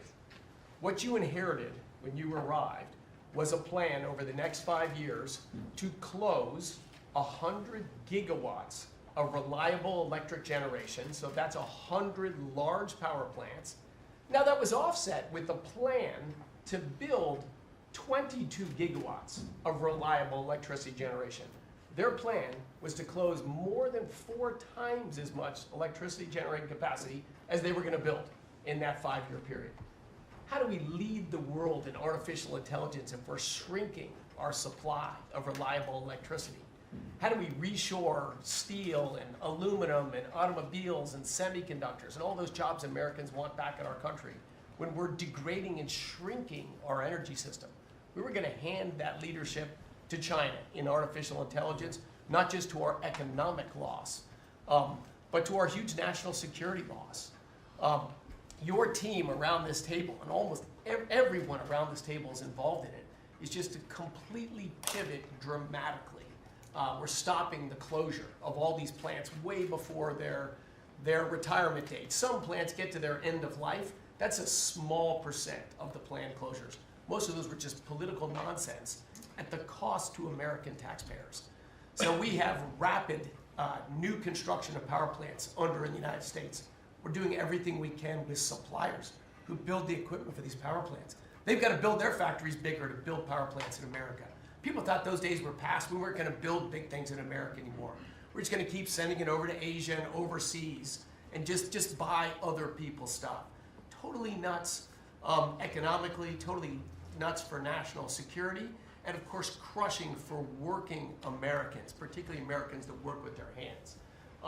But we are seeing a revitalization of those people, of that optimism. You showed that picture of that plant being built in Arkansas, dozens of those under construction, just in artificial intelligence. But the reshoring of steel, of aluminum, of plastics, of fertilizer, semiconductors. Like this, America's the land of opportunity. How did we get to become this awesome nation? Because we believed in the American dream and we leaned in on it. But the wealthy in our country and the coastal elites that live away from where stuff's actually made, they just lost their way, and politicians just let them have it. Your tireless campaign and your relentless messaging made people realize the American dream isn't dead. It's just been smothered, and we're unsmothering it and setting it loose. God bless your efforts. God bless your assembly of this team around this table. We're bringing the American dream back. Yeah, thank you, Chris, very much. Great job you're doing. Appreciate it. Lori, please. Mr. President, everybody here who spoke works at the Department of Labor, clearly, which I love. They have all the correct talking points, but I think that's a testament again that we are all working together every single day. We talk to each other often, and the workforce, the skilled workforce, the education factor, retirees, it's been so important because they all touch the Department of Labor, and I have the opportunity to work with every single one. If you all haven't stopped by the Department of Labor, Mr. President, I invite you to see your big, beautiful face on a banner in front of the Department of Labor, because you are really the transformational president of the American worker, along with the American flag and President Roosevelt, because we're bringing business and labor together. And I was so honored to unveil that yesterday, and everybody is taking note of that. You also mentioned crime, and I think it's been important for my colleagues to recognize that now American workers can return to work and feel safe. That business owners aren't shutting down their businesses because they're afraid they can't protect their workers, and now it's open for business again, and it's starting right here in our nation's capital. Many things have been mentioned about consumer confidence up, unemployment is holding steady, and more than 2 million net jobs for native-born Americans has been key under your leadership. 84% of the workforce and jobs has been produced by the private sector. I think that was the mission of this administration and the Department of Labor. And I will continue to say for a little bit longer, until I heard you today, the one big beautiful bill, because it equals one big beautiful workforce. And Congress passed this legislation. It probably will be the single most important bill that they did sign, because it is protecting our American workforce by expanding Pell Grants and child care and reduction in taxes, so they can keep more of their hard-earned dollars. I am at the Department of Labor announcing $30 million in grants for our skilled workforce, that I have an MOU with Secretary McMahon. I have an MOU with Administrator Loeffler. That's important to share the data points on how important this is. In June, we awarded nearly $84 million in grants for the capacity of what? Registered apprenticeships. An executive order to have 1 million active apprentices across this nation, where we've already registered 185,000 since in the last few months. One of the other things that we have done is the Biden administration's guidance on cryptocurrency. And thanks to you and your leadership on that, we've rolled that back. And of course, we're gonna see the 401k, the investors in our alternative assets. That's been key through the Department of Labor to work through. Partnering with our agencies, again, as I mentioned before, is important as we work together. I have visited, I'll be 31 states on my 50-state tour by the end of this month. I'm headed with Secretary Duffy, with the South Korean President Lee today, as we move through the shipbuilding. We will do that in Philly, and then I'm off to New England to talk to those states about how important the apprenticeship program is. But while I visited Hexel in Salt Lake City, 100% domestic carbon fiber for the Department of Defense as they produce. They are announcing another $1 billion investment per your executive order on advanced manufacturing.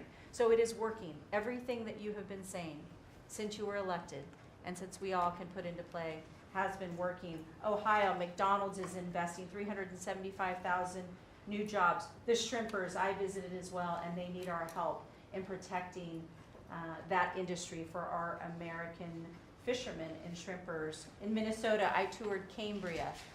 When we're talking about quartz countertops, all made in America. And again, in Oregon, where we are expecting a crackdown. Thank you for what you are doing with your agents on ICE, and thank you for the prosecution that I hope you will come to Portland, Oregon and crack down. But while there are still good people, I was able to visit Buckeye Pacific, really a trading floor for the timber industry. So we still want to focus on great, hardworking American businesses.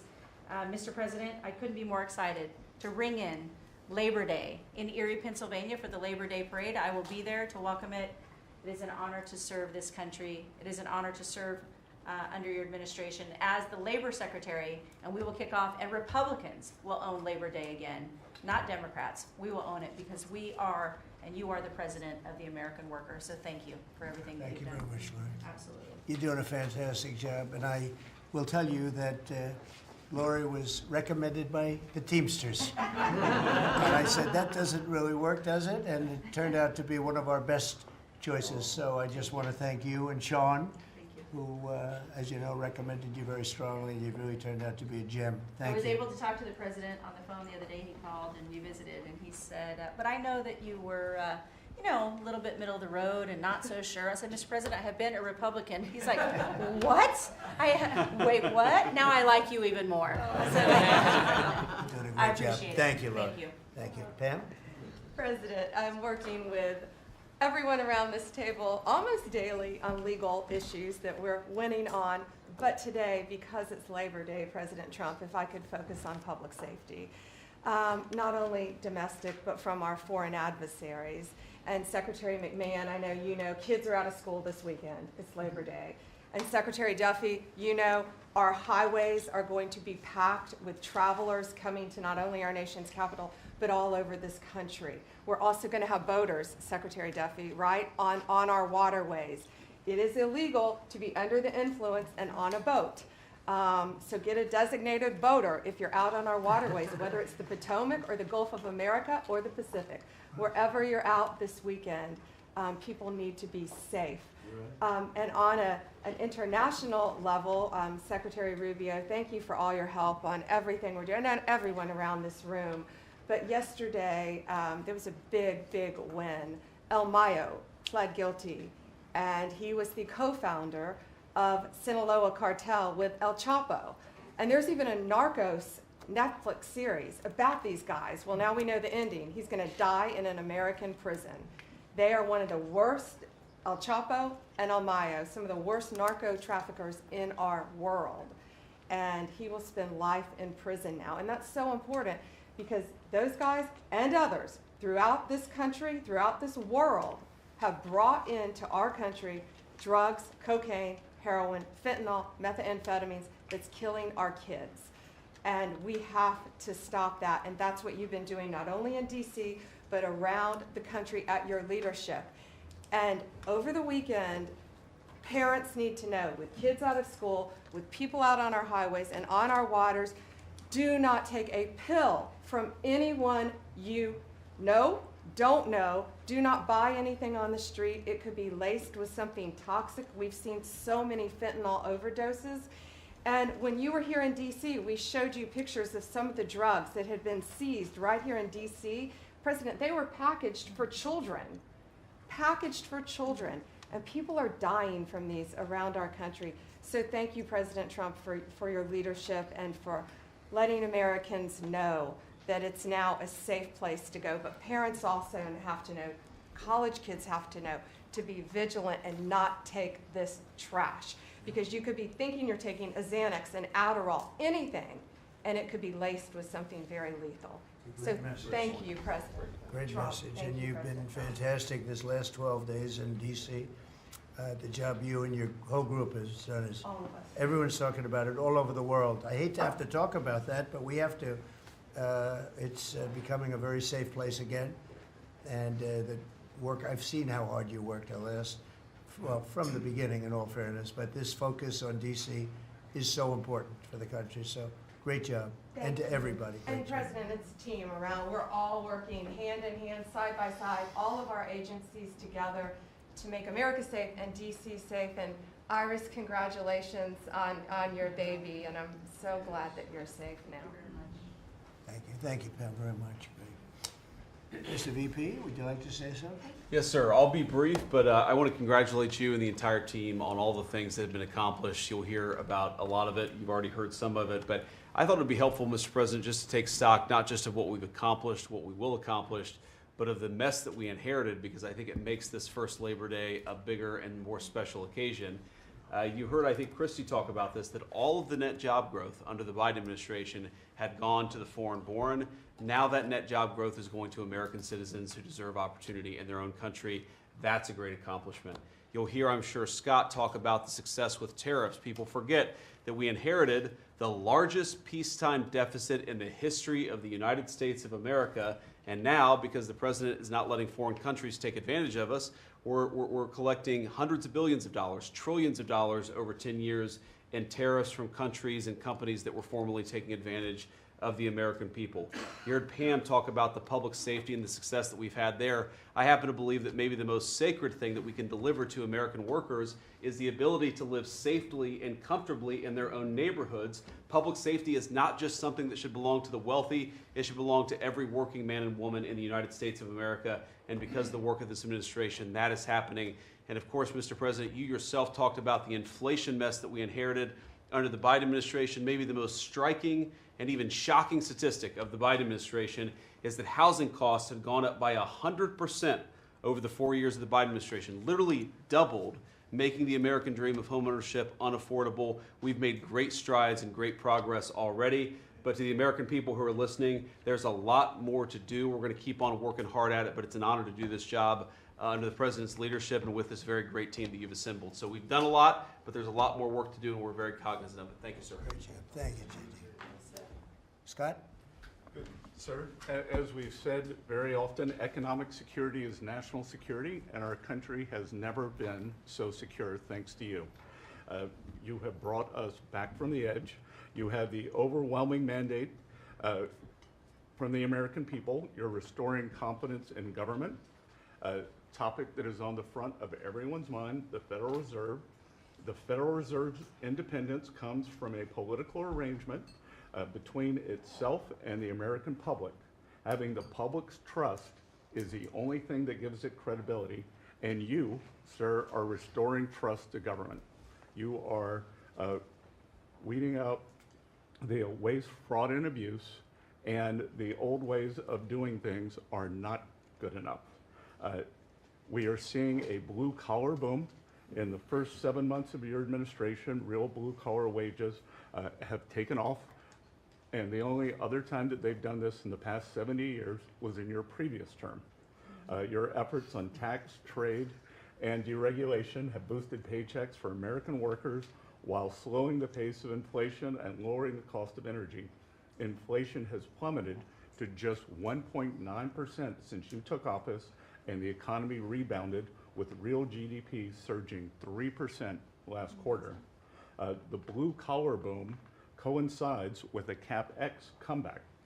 In anticipation of your one big beautiful bill becoming law, CapEx increased by American businesses by nearly 14% in the first half of this year. And as you and I talk about frequently, and as that chart or that photo attests, we are going to see, I believe, a bigger CapEx boom from here. This is just the beginning, just the beginning. You have saved this country by making it the best place in the world to do business again. Treasury is helping to implement these new provisions, as well as no tax on tips, no tax on overtime, and no tax on Social Security. This weekend, I will be meeting with workers from local restaurants to discuss the positive impacts of the pro-labor reforms on no tax on tips. And I have to tell you, thanks to you, when I go into a restaurant or stop by a hotel doorman, I am the most popular person there. And since my first job at age 9 was as a busboy getting tips, I am going to spend Labor Day going from restaurant to restaurant talking to workers who receive substantial amount of tip income. So I'll hear directly from them how your one big beautiful bill is increasing their take-home pay and making a big difference. Now, we can also talk, that is domestic. On the international front, you have leveled the international trading system whereby countries took advantage of us, and that's over. It's over. The Treasury Department is taking in record tariff revenues that I had been saying was running at a rate of $300 billion a year. You chastised me for saying that it's not, that number is too low. And as usual, you're right, that we had a substantial jump from July to August, and I think we're going to see a bigger jump from August to September. So I think we could be on our way well over $500 billion, maybe towards the $1 trillion number. This administration, your administration, has made a meaningful dent in the budget deficit. The average budget deficit during this term is 26% less than the last 12 months under Biden. And even the CBO, and we don't agree with CBO on everything, as you said, last Friday, on a summer Friday, had to admit that they believe over the next 10 years, the budget deficit will be $4 trillion lower than they had previously scored. $4 trillion, 3.3 trillion of tariff income, 700 billion of lower interest cost, and I would expect that that number could go up from here. So, Mr. President, your return to the White House marked the return of the American worker. Thank you for reclaiming Labor Day for the American people. You're growing the economy for everyone, especially the middle and lower income households who suffered disproportionately under the last administration, and it's an honor to do this under your leadership. Great job. You're doing great. Thank you very much, Scott. Brooke? Sir, I dropped my second son off at college last week. And I wasn't planning to say this, but just listening to everybody, I wanted to put a little bit of a personal touch on this work. He started his freshman year yesterday at Texas A&M, for all my SEC friends in the room. Thank you for saving college football, by the way. We're all very grateful. The country just feels different. It just feels different. There's such a optimism and a love. There's a faith movement going through, especially with our younger Americans. And for those of us with kids in college, I know we feel it. And I experienced it firsthand last week, moving him and my other older son in as well. As we move toward Labor Day, you have made a lot of dreams come true for a lot of people, but one of my longtime dreams was for the right to recapture Labor Day. And I've been talking about this for almost 20 years and writing about it, that why are we ceding the day that we are celebrating the American worker to the Democrats? Because this is our day. Perhaps of any day of the entire year, this is our day. America was founded and fought for by fishermen and farmers and workmen and et cetera. The Genesis, the first book of the Bible, talks about the righteousness of work and the art of creation. And so to be part of this effort to represent the farmers, the ranchers, the agriculture industry at this moment in time, which I do believe we're in a revolution. 1776 was the first one, 1863 or so with Abraham Lincoln was the second. This is the third with Donald Trump leading the way. And we are saving America. And the idea that we are putting the worker, the very central component of the American dream, at the center of it is the reason that it is so. So at USDA, it continues to be my greatest honor to fight for the original American worker, whom I think the farmer is and what they represent. And as we are building new systems and new structures, as we have this year going to have the best harvest on record for our row croppers and others, what this team has done and is doing to open up those markets to ensure that these farmers can continue to return prosperity to rural America. I'll finish with this. This morning, we had a working group with 6 of our cabinet members. Bobby Kennedy representing healthcare, Linda McMahon education, Lee Zeldin deregulation, Kelly Loeffler small business, Lori Chavez Rimmer labor, and Scotty Turner housing. And how you leading the way in your vision, how that will return the golden age to rural America, to the very fabric of our country. And whether it's better hospitals, better education, more opportunity, less government, better and bigger small businesses, better opportunities for our workers, and better housing, and of course the agriculture piece of that, through the big, beautiful bill, the bill, what it did, the greatest investment in rural America in history. And now the opportunity to effectuate that is, again, a game changer, a country saver, and what a joy to be able to do it under your leadership. So thank you, sir. Really good. Thank you. Beautifully stated. Thank you very much. Scott? Yes, sir. Thank you, Mr. President. I'm so grateful to be here to celebrate Labor Day with the greatest team in America. And it is football season, so I'm happy about that. But Mr. President, I want to say thank you for, as Brooke said, reclaiming Labor Day. And you've been a tremendous champion for the American worker. I come from a hard-working family, as many people around this table do. And so thank you for helping us to change the conversation. And I believe we are changing the conversation around the kitchen table. And as everybody knows, you know, my job is to steward HUD.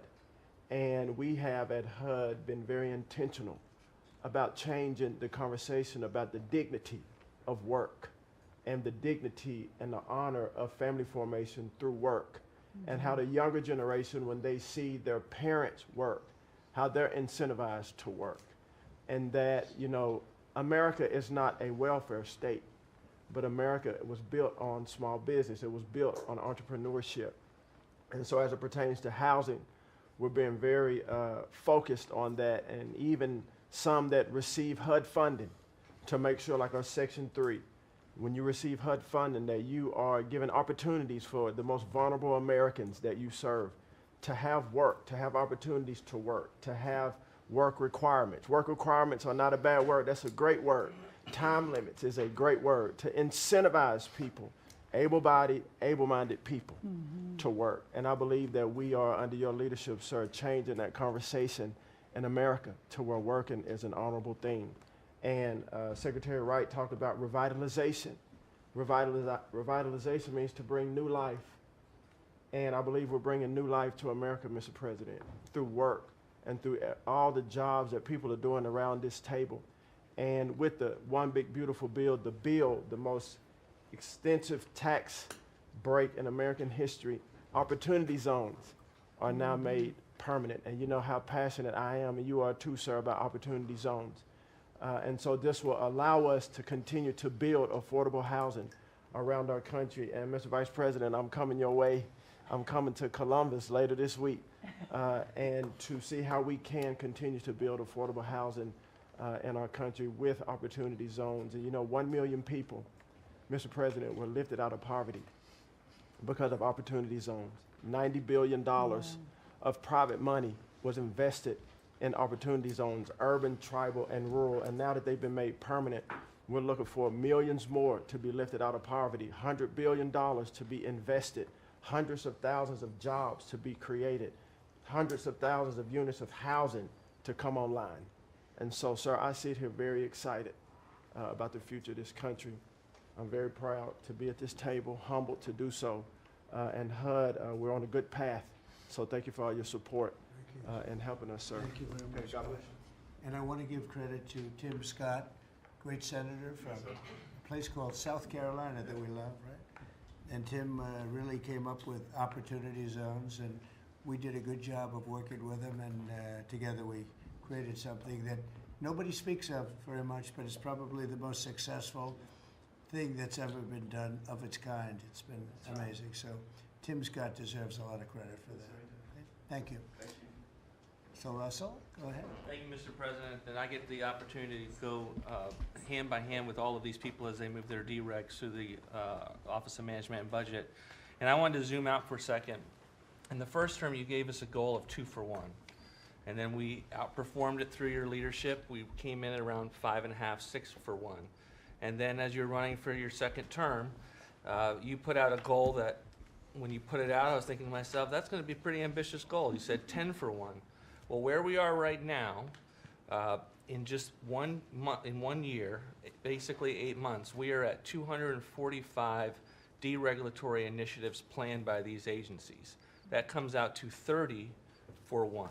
So we are making incredible strides, and you know, as you're focused on the details of each one, I mean, these aren't small things. Endangerment finding is one of the most deregulatory things we've in the history of this country. NEPA reform, incredibly deregulatory. WOTUS just came in, which is Waters of the United States. So every single one of these agencies is doing incredible work when it comes to deregulatory, and when you add that to the work being done to get us going on energy, reduce spending. We're going to lower costs for the American people. We're going to be able to have innovative jobs and get them back to work. So thank you for your leadership, Mr. President. Thank you. Great job, Russell. Appreciate it. John, central casting, I call him. He's central. Well, Mr. President, I'm grateful to be with everyone today, and as we're talking about jobs and workforce at CIA, consistent with your directives to all of us, we've embraced your mantra for a leaner, more effective, more efficient workforce. But at CIA, Mr. President, we had an additional challenge because, as you know, at times, our workforce had been misdirected. Its focus put on political narratives, some that even worked against you and always worked against the American people. I heard about that. But under your leadership and your direction, we have been focused back on the core mission of what CIA is supposed to be doing, which is to provide you and this entire incredible team around the table with a decisive strategic advantage in accomplishing your goals. And your success in that regard, the examples are clear and many. With regard to Iran, everyone knows that our DoD partners executed that mission flawlessly. But flawless military operations are subject to flawless intelligence. And as you know, Mr. President, CIA was the backbone in terms of its intelligence operations in providing that flawless execution that allowed you and your team to obliterate Iranian nuclear facilities and set back a nuclear program by years. Likewise, with regard to your ability to prevent and to preempt wars between India and Pakistan, between Armenia and Azerbaijan, between Rwanda and the Democratic Republic of Congo. In all those cases, CIA intelligence supported you and your entire team in making that possible. It's not just you, it's the folks around this table, Secretary Bessent, Secretary Lucknick, Trade Representative Greer, and their great successful negotiations on trade and tariffs, again, was a CIA workforce working to enable them to accomplish your goals. So as we roll into Labor Day, I tell you that the CIA workforce at the Trump CIA is grateful to be focused on what it's supposed to be, which is helping you prevent and end wars and to make America safer. Thank you very much. You've been really fantastic, but I'm not surprised. I've known John a long time. I'm not surprised at all. Thank you very much. Steve, please. Mr. President, working for this government, for you, is the greatest honor of my life. I tell it to everybody, and I really do feel that way, and I thank you, because it's a privilege to go out there and represent you in your humanitarian effort, in your goals of solving conflicts all over the world. I think there were actually more than 7 conflicts that you've put to bed in the last 8 months. And I hear these, I travel all over the world. In Hostage Square, they talk about you reverentially. It's really quite amazing. I sometimes wish that I had a cam recorder with me and I could put you right there as I listen to it. I was in Gaza, the first American diplomat, on your behalf, and as we delivered food and aid pursuant to your new aid initiative, pushed forth by your great Secretary of State, Marco Rubio, who it is a privilege for me to work alongside. The people were applauding you. The signs were up. I mean, these are people who I just don't think you get the proper credit for it all. We are negotiating multiple entries into the Abraham Peace Accords because of your vision. Azerbaijan, all these different conflicts that we're out there on your behalf on, these are people who have never really seen the world change in this way. Peace through strength really, really works. Russia, Ukraine, Iran, Israel, Hamas, we're having meetings all this week on all 3 of those conflicts, and we hope to settle them before the end of this year. Your team is nothing short of incredible. And there's only one thing I wish for, that noble committee finally gets its act together and realizes that you are the single finest candidate since the this Nobel Award was ever talked about to receive that reward. Beyond your success is game-changing out in the world today. And I hope everybody one day wakes up and realizes that.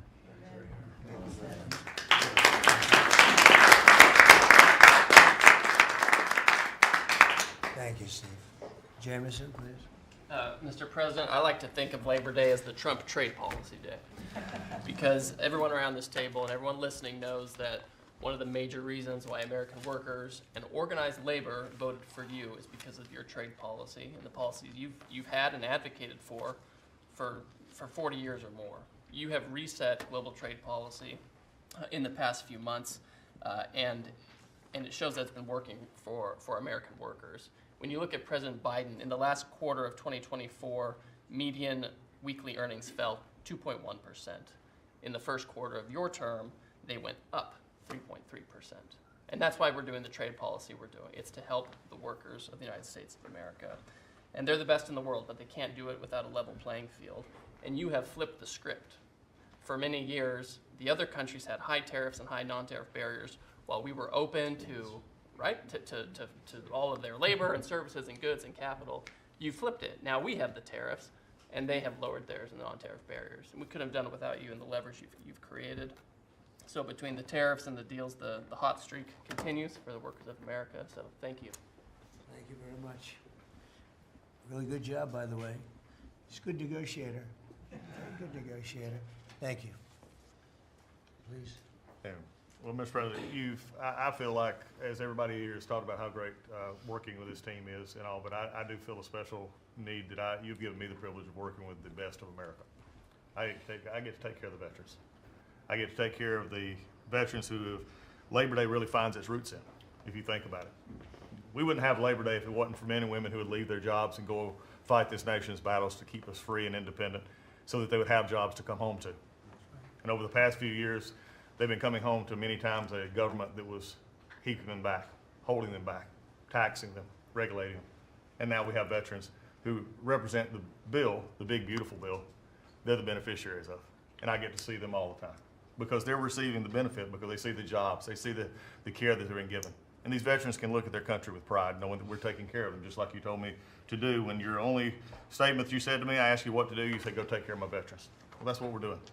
One of the other things we're doing right now is, for many of you, I love to hear how you're deregulating everything, and I've worked from Congress and worked with many of you before. I get to do the same thing with the largest bureaucratic organization in the government. We're deregulating from the inside. And it's amazing to me because we have such a powerful workforce at the VA who really want to do good, but yet they kept tripping themselves up. They kept making their own, they'd take one step forward and put a regulation in that put them 3 steps back, and it always hurt our veterans at the end. We're taking that away. We're making community care again, Mr. President. We talked about this yesterday. We're making community care a part of our direct care system. So if a veteran wants to get into the community, they have our direct care and they also have the ability to go into the community.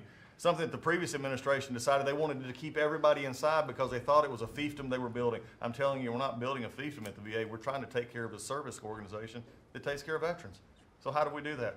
We made best medical interest where a doctor can send a veteran to the community a lot quicker without having to worry about miles and time logged and wait times. Just get them the help they need. We've actually expanded out, and it's made a difference in this regulation, and also unleashed a workforce that is now free of the collective bargaining agreements and other things that have kept them from being able to do the job of national security that they've been intended to. I'm actually giving them the benefit of the doubt to actually go be the workers that they're called to be, and that's what Labor Day is about. The VA is going to have the best workers. But just to let you know how that's working out, wait times at our hospital are going down because we're getting them into our hospitals or into community care. And then one for you, Mr. President, you heard about this a lot, and that was backlogs. At the backlog when I first came in, I've said this before, in February we had over 260,000 backlog. That means over 125 days of not getting an answer. In just a little over 4.5 months, we've dropped that over 100,000. We're under 150 and heading down to historic lows. We'll be within the next month lower than any time under the previous administration at all. That means our veterans are getting the help they need. So when you look at it this way, we've opened new facilities. We've put new facilities in places where workers can get to. We've expanded out hours, over 1 million extra hours, so veterans, younger veterans in particular, can get off of work and bring themselves and get their appointments in after hours or on Saturdays. That's what it means to be in the Trump administration. That's what it means to take care of veterans.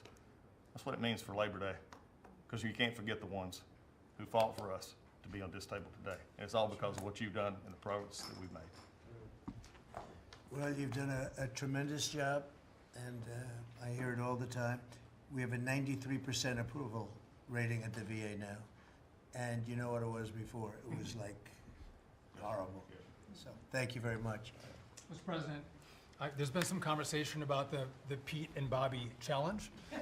I would just note that I don't think Pete or Bobby could hold these sticks for 2.5 hours. Exactly. If they want that to be the challenge, so be it. But I think 50 pull-ups and 100 push-ups might be easy compared to the. You didn't have this problem with Biden. It was in and out very quickly. So kudos on Labor Day to the audio team that's holding the sticks. But Mr. President, it's pretty great to celebrate Labor Day with a builder who loves labor, who loves the men and women who have built this country, the people that sweat, that have great skills, they have grit. They do the dirty jobs of America that have made this country great, and you know them very well because you have worked with them. The great Trump projects have come from the very men and women we're going into this weekend to celebrate. We all want to claim Labor Day in our departments, but I'm going to claim this at DOT because, roads, bridges, pipelines, shipbuilding, rail, passenger, and freight all fall under the great men and women who wear boots and make this country wonderful. And at DOT, we don't want to have the Congress spend money. We want to take the money that Congress gives us and actually deploy it and put these men and women to work building the great projects of this country. That you said, the big, beautiful projects that connect this country. And that's why we have got rid of the DEI. We've got rid of the green. We've done what we can to streamline the regulation to move these projects faster. Time is money, and time has been money. Even Democrats agree now that it takes too long to go through the regulatory process. So we're going to move these projects faster, putting the great American worker back to work. I want to make a quick comment. We've all probably talked about this horrific accident in Florida, and I appreciate the help of Christy and Marco on this very issue. But in May, we said, listen, it's a safety issue if you can't proficiently speak the English language. And we gave states a little over a month to comply. And Washington, California, and New Mexico have refused to comply. And by the way, this individual in Florida received a CDL from Washington, from California, and received a speeding ticket after our rule went into place, and they didn't stop him. And had they taken him out of service, he wouldn't have been in Florida, and we would have 3 beautiful people alive today. And I make that point because it's the work that maybe no one sees that then shines a light when horrific things happen, but also that your cabinet works together and teams up to make a difference for the American people. Real quickly, so we have a safety mission at DOT. I don't know that you'd think of the transit unions in the greatest cities of the country, New York maybe being one of them, that support us, but they do, because the violence in the subways and on our buses across the country, the transit workers are the ones who take the most abuse. And they're grateful for the mission of everybody around this table fighting to make their communities safer. So I appreciate everyone's help on that. But the transit unions love the effort that all of us have put in together. One quick FAA. We are about to put out a request for proposals for a big, beautiful bill. We got build. We got $12.5 billion in the big, beautiful bill. We need more, but this is a great start. I expect the middle to the later part of July, we'll be through the process to bring the proposed integrators to you for selection, so we're looking forward to that. We will have the most, I'm learning from you, this is going to be the greatest contract ever crafted in the federal government for this build for air traffic control. Really, it's innovative, and we have unique tools at FAA. It's going to be a great contract. Bobby left me out of the windmill conversation, Bobby, but so there was a study done in the last administration that said if you build windmills 1.2 miles, within 1.2 miles from a roadway, it can mess up the automation and technology on a car. Same thing 1.2 miles from rail. The last administration buried that report, Mr. President. And so now what we've said is, what we're going to do is say, listen, I'm sorry, it is a safety risk to build windmills this close to roads. By the way, they want to build them by roads and by rail. We're going to say no more. It is a safety risk, and we have a report to show that. And just real quick. That's a good idea. That's great. Good team effort. I wasn't invited to the party, but I'm still going to throw in for the party. Maybe next time, Bobby. One last thing, we have this Mars to Moon mission at NASA. No, Moon to Mars mission, sorry about that. But sometimes people think that space doesn't matter to them. But if you look at every rocket that's launched, the machinists, the truck drivers, the electricians, the welders that build these rockets in the industry that has developed over the course of the last 10 years in space, it's truly remarkable. It's not just rich guys sending up rockets in partnership with NASA.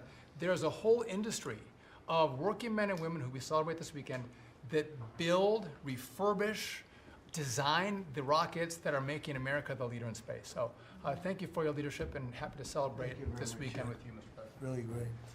And he is doing a good job at NASA too, and we are, I think we'll have some pretty exciting announcements. And you enjoy it. And fun. I said, how about temporary? He said, well, can I go a little bit longer? He loves it.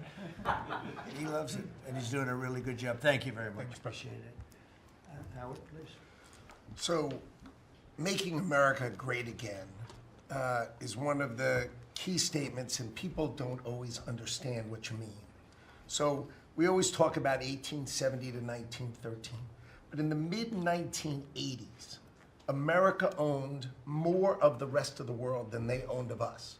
We owned $140 billion of the rest of the world net of what they owned of us.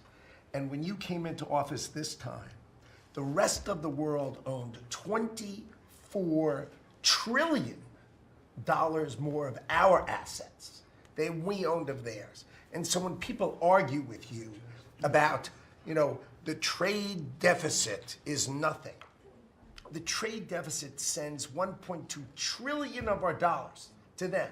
And what do they do with it? They buy the great America. Because when we learned in college, what we learned was that if you keep printing these dollars, they're supposed to devalue.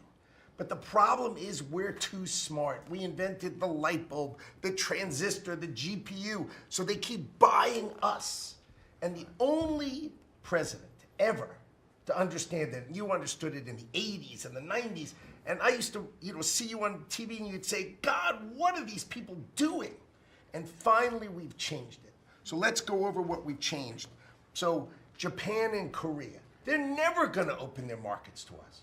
So we've negotiated $900 billion that they're giving you to invest in national and economic security in America.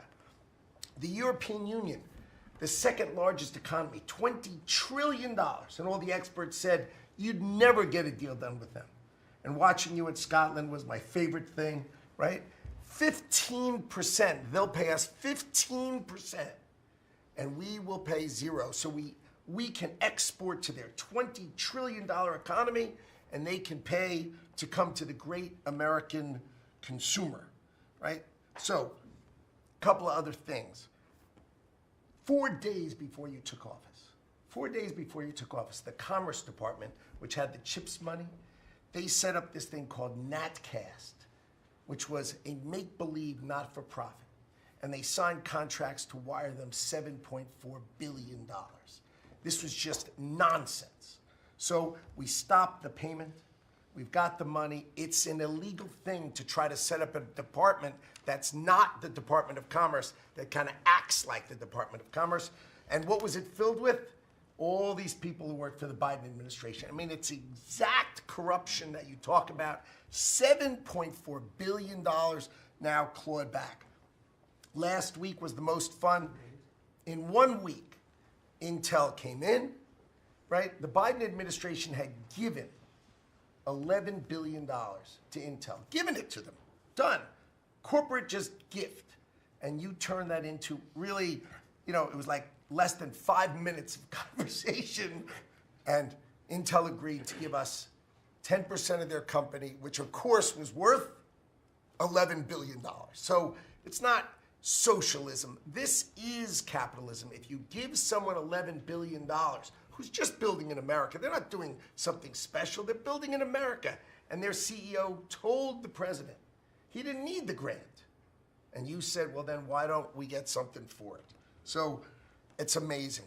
You're going to watch semiconductors come home, right? We don't produce semiconductors.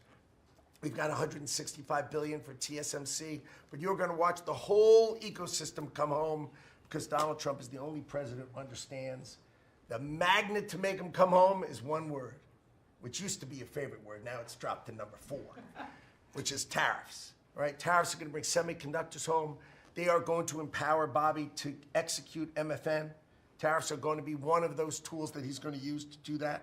We're going to do it for furniture. We're getting autos. We got steel, aluminum. I mean, it has been a blast, a blast. So 2 more things.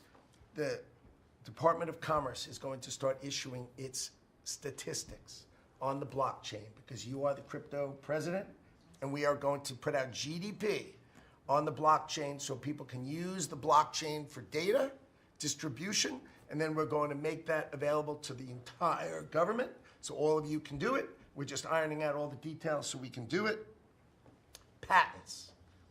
We have given tens, if not hundreds of billions of dollars to universities for them to do research, and they invent things. And you know who owns those patents? The universities. So we are going to make a deal with them all, which is if we give them the money, don't you think it's fair that the United States of America and the taxpayers who funded it get a piece of that, right? So we wrote a letter to Harvard, so Linda and I working together.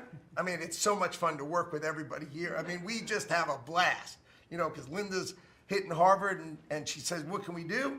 And now we send them a patent letter and we'll hit them again. So we're having fun together. This is the greatest cabinet working for the greatest president, and I just want to say thank you. I'm having the time of my life working for you, Mr. President. Thank you. That was very well stated, wasn't it? Some things people don't think of too much. Thank you very much. Great job. Pete? Sir, well, amen to what Howard said. And I would just say, heading into Labor Day from the American military, sir, we happen to be the largest employer in America. We like to think we have a different form of employees who need to be the toughest and the strongest and the most well-trained and the most lethal. And under the previous administration, and for decades, frankly, it was social justice, it was political correctness, it was divisive ideologies seeping into the ranks and changing how well we do our job. No more. Now it is only merit-based, gender-neutral, colorblind. The best of the best from the top to the bottom. That's our expectation. And sir, you've enabled that. So from the troops directly, which they ask me to say all the time, thank you for your leadership, for your boldness, for your clarity, for common sense, for providing a shield for the rest of us to put America first and to apply peace through strength. We're in the strength business. That's our job, is to stand behind everybody here and alongside John in everything they do to keep the country safe. And the world is noticing. And I wish everybody could. There were 2 meetings yesterday that I think tell the story. One was, because today happens to be the 4-year anniversary of what happened in Abbey Gate in Afghanistan. Mr. President, you had the families in, who you've met with multiple times, who, when the cameras were on and not on, acknowledged, sir, you were the only one that gave them a proper greeting, that recognized what they gave their sons and daughters in the debacle that was the withdrawal in Afghanistan, that we will bring accountability for at the Defense Department through our investigation. That's good. But at the same time, the world sadly took notice, whether it was Israel, whether it was Ukraine. Those wars never would have started if you were president. Instead, they looked at the foolishness of Joe Biden. Under your military, your Pentagon, we are restoring deterrence, whether it's Midnight Hammer and those beautiful B-2s, 37 hours straight, whether it's counter-drug operations in our own hemisphere, whether it's the border, working with Christie and the national security team, whether it's LA, whether it's Washington, D.C., you name it, whether it's Europe. Our allies paying 5%, now our allies in the Indo-Pacific stepping up to do the same. That's a recognition that American leadership is here. And then in the second meeting, we were talking about what we're doing in D.C., and Pam's taking the lead. I have to say, just pause for a second. When I look around this table, yes, there's a national security team of Steve Witkoff and John and Scott and Howard and the vice president and Susie and Christy and Tulsi, but to every person here, we work together on a daily basis. And if you call me and I call you, the answer is yes. How do we do it together? I think that's exceptional. It's what the American people deserve, and you've demanded that, sir. So I very much appreciate it. In that meeting on D.C., I started my sentence by saying, the Department of Defense. To which you said, that just doesn't sound right. So maybe next time we're here, my card will read Department of War. We'll see. But it's not, here's the thing, here's what people miss. It's not just about words. It's about the warrior ethos. It's about what the department is supposed to do. George Washington started the Department of War because he wanted us to win our wars. Our founders didn't want endless foreign entanglements. They didn't want endless contingencies and deployments. They wanted an empowered military that the handcuffs were taken off to fight to win, and then bring those troops home. So my platoon in Guantanamo Bay, our motto was, those who long for peace must declare for war. We must prepare for war. We don't want war, we don't seek it. You are the peace president, sir. Because we are strong, our enemies know what we will do. And so whether it's Secretary of War or Secretary of Defense, that warrior ethos is changing. We're going back to basics. Our drill instructors can be drill instructors again, sir. So from the minute of the tactical of standards to the strategic of B-2 bombers, we're focused on what matters. Had a meeting yesterday on Golden Dome for America, which is on track to deliver strategically for the American people. Munitions and the Deputy Secretary making sure our stockpiles are overflowing. That's our job. I'm an honor to be a part of it, sir. Thank you for your leadership. That's great. I think I like Department of War better, but we'll make that decision, right? But you've been great. Thank you very much, sir. So Marco, go ahead. Well, Mr. President, first of all, everyone's made this comment already and needs to be echoed again. You were elected as the President of Working Americans, and that's why this Labor Day is so meaningful. For me personally, this is the most meaningful Labor Day of my life as someone with 4 jobs. And so,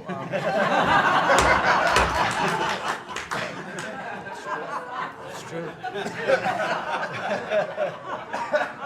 And, but on the point of, you made it very clear from the outset, even in foreign policy, everything we did has to be pro-American. It has to make America stronger or safer or more prosperous.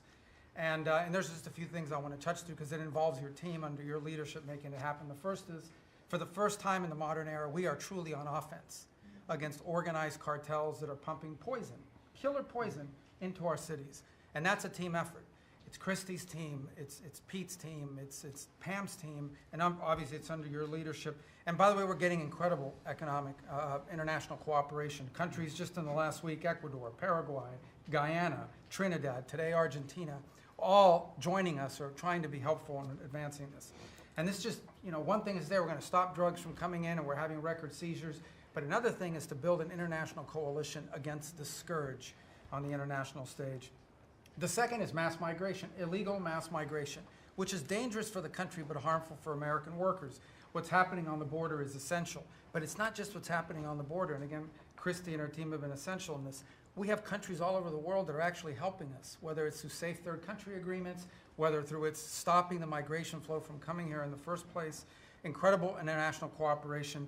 You've redefined our border. It's no longer just our physical border. We are doing things ahead of time to prevent this from happening and getting cooperations from countries that we've never seen before.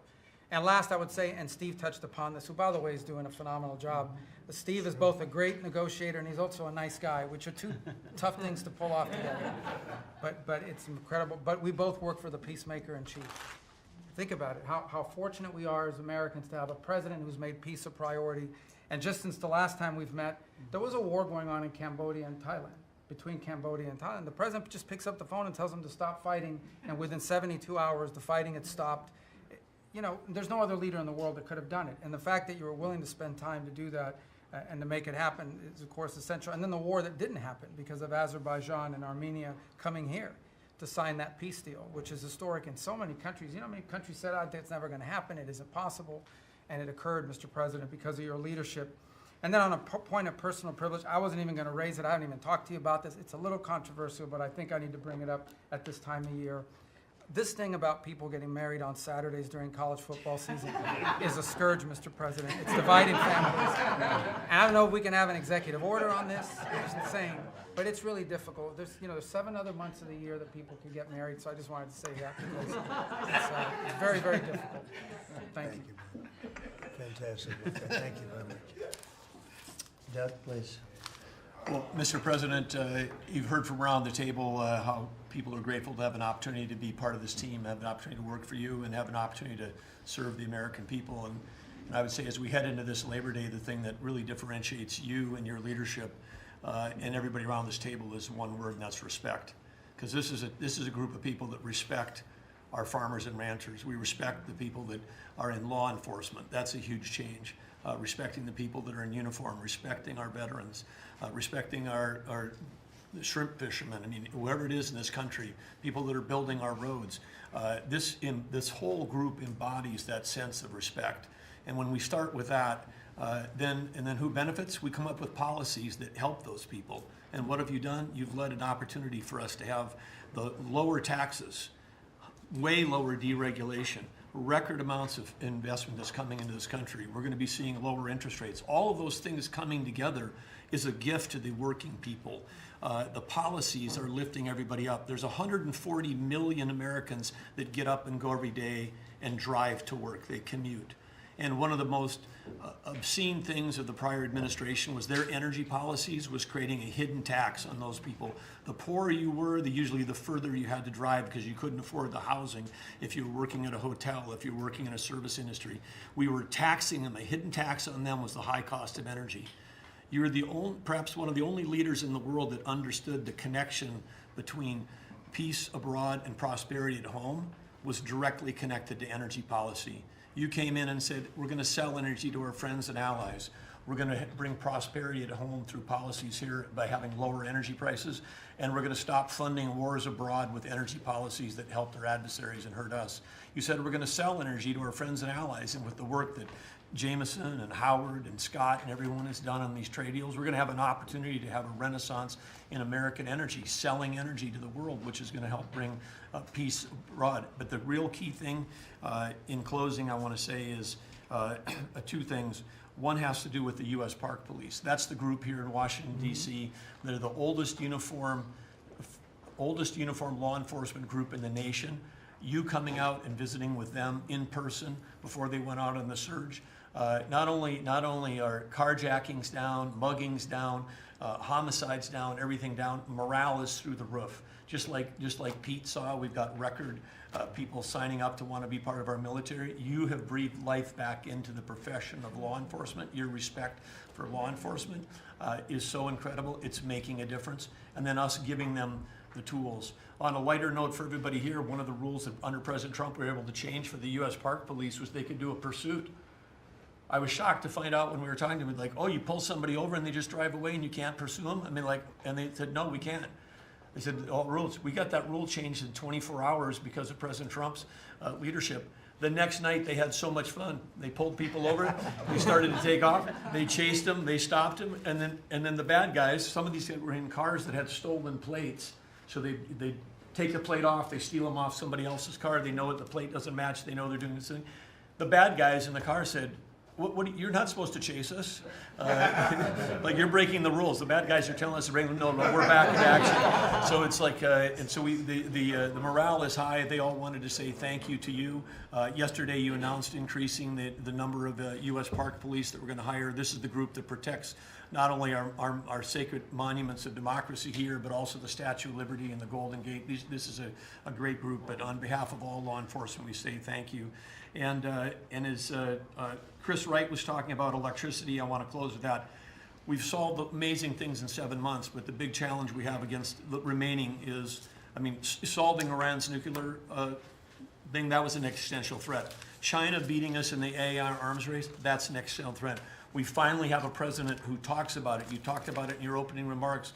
You've signed executive orders. You understand that essentially we used to say hundreds of years ago, people started saying that knowledge is power. But now, for the first time in history, we can take electricity and we can convert it into intelligence. So it's flipped. It's no longer knowledge is power. Power is also knowledge. And while we're ahead in the technology, we're way behind China on the amount of electricity they're bringing online. And your strong position to support affordable, reliable energy using our nation's resources, including those across the Department of Interior, bringing back coal mining, bringing back mining, bringing back timber. All the industries that have been killed in this country are coming back to life because of you. And with your leadership, we have a chance to not only win the AI arms race, but actually dominate it the way we're dominating in other things. So thank you, Mr. President. Thank you very much. And we're leading that race right now by a lot. and we're going to keep the electricity coming. You know, in China, they do it very quickly. They have one person that says, do it, and that's it. But essentially, we have one person that says, do it, and we've given that order, and the job they've done has been amazing, and I want to thank again, Lee, what you're doing in that regard is so important, and the rapidity, just as fast as them, because it's a question of a week versus a day, and that's not going to make the difference, but you've done fantastically, and Doug and Chris, amazing job. So we've done this for a little while now. I don't think you've ever seen anything like it.